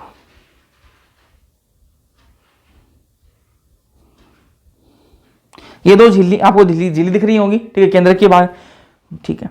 अब मैं कह रहा हूं कि यहां पर जो है बीच में इनके अंदर क्या पाया जाता है, इनके अंदर यहां पर बीच में क्या पाया जाता है, यहां पर एक छिद्र पाया जाता है, इसको क्या कहते हैं, केंद्रक छिद्र। देखो एक केंद्रक छिद्र पाया जाता है। ये केंद्रक छिद्र किस काम आता है, आरएनए और प्रोटीन के पैसेज के लिए, यहां से प्रोटीन आरएनए बाहर भेजने हो, ठीक है, तो उसके लिए कौन है, ये छिद्र है, ठीक है। तो ये कहां होते हैं, न्यूक्लियस की जो मेम्ब्रेन है वहां पर ये छिद्र पाया जाता है, जिनको केंद्रक छिद्र कहते हैं। जो आपकी इरिथ्रोसाइट है, आरबीसी जो है उसके अंदर केंद्रक नहीं होता। इरिथ्रोसाइट अधिकांश जो स्तनधारी हैं, अधिकांश जो आपके स्तनधारी ममल्स जो हैं उनकी आपकी आरबीसी, और जो सिव ट्यूब सेल्स होते हैं प्लांट्स के अंदर, उनके अंदर आपका केंद्रक जो है वो अनुपस्थित होता है। इनके अंदर केंद्रक नहीं पाया जाता। सिव ट्यूब सेल्स हो चाहे आपकी आरबीसी हो, इरिथ्रोसाइट मतलब आरबीसी, इनके अंदर केंद्रक नहीं होता, न्यूक्लियस नहीं होता। न्यूक्लियोलस और क्रोमेटिन दोनों मिलकर क्या बनाते हैं, न्यूक्लियो प्लाज्म बनाते हैं। और न्यूक्लियोप्लाज्म क्या है, सक्रिय राइबोसोम आरएनए संश्लेषण हेतु स्थल होता है। तो ये लाइंस इंपॉर्टेंट है, ध्यान में रखनी है आपको। क्रोमेटिन क्या है, स्टोन प्रोटीन, कुछ नॉन हिस्टोन प्रोटीन और आरएनए से बनकर बना हुआ होता है। ठीक है, क्रोमेटिन हिस्टोन प्रोटीन, कुछ नॉन हिस्टोन प्रोटीन, आरएनए से बनकर बना हुआ होता है। एक मानव कोशिका के अंदर 2 मीटर लंबा डीएनए का धागा होता है। एक मानव के अंदर बात करूं, मानव की कोशिका है, उसके अंदर 2 मीटर लंबा एक डीएनए का धागा होगा, फैला हुआ होता है, और इसके अंदर 13 जोड़ी या फिर 46 क्रोमोसोम होते हैं। सबको पता है बात। और प्रत्येक क्रोमोसोम की जब बात करें तो विभाजित हो रही कोशिका में दिखाई देता है। हर क्रोमोसोम आपको कहां दिखाई देगा, जब कोशिका विभाजित हो रही है उस टाइम पर अपन को दिखाई देते हैं। ठीक है, तो ये वाली बात आपको एनसीईआरटी से रीड करनी है। और मैं आपको यहाँ पर एक चीज दिखा देता हूँ। ये क्रोमोसोम कुछ ऐसा दिखता है। यहाँ पर ये क्या है, इसकी जो बीच में क्या है, इसको क्या कहते हैं, काइनेटोकोर कहते हैं। हाँ, अब यहाँ पर ये 3 संरचना देख लो, यहाँ से क्वेश्चन आया हुआ है। ये बीच में जो है ये क्या है, गुणसूत्र बिंदु कहते हैं इसको। ठीक है, ये गुणसूत्र बिंदु अगर बीच में है, ठीक है, ये बीच में है तो इसका नाम होगा मध्य केंद्री। ठीक है, और अगर ये गुणसूत्र बिंदु थोड़ा सा बीच से थोड़ा सा ऊपर वाली साइड में चला गया, एक साइड में थोड़ा सा शिफ्ट हो गया, तो उसको उप मध्य केंद्री बोल देंगे। ठीक है, यहां आ गया ये, तो इसको फिर अपन बोल देते हैं अग्र बिंदु। ठीक है, और इसको अगर ये यहां पे आ गया तो उसको अंत केंद्री कह देते हैं। ठीक है, तो ये 3-4 प्रकार के यहां पर होते हैं। यहां पर देखो बीच में था, यहां पर थोड़ा और ऊपर शिफ्ट हुआ, यहां पर और ऊपर, यहां पर तो बिल्कुल एंड पर ही आ गया। ठीक है, लास्ट अपना सूक्ष्मकाय है ना, ये वाला यहाँ से आपको एनसीईआरटी से रीड कर लेना है ना।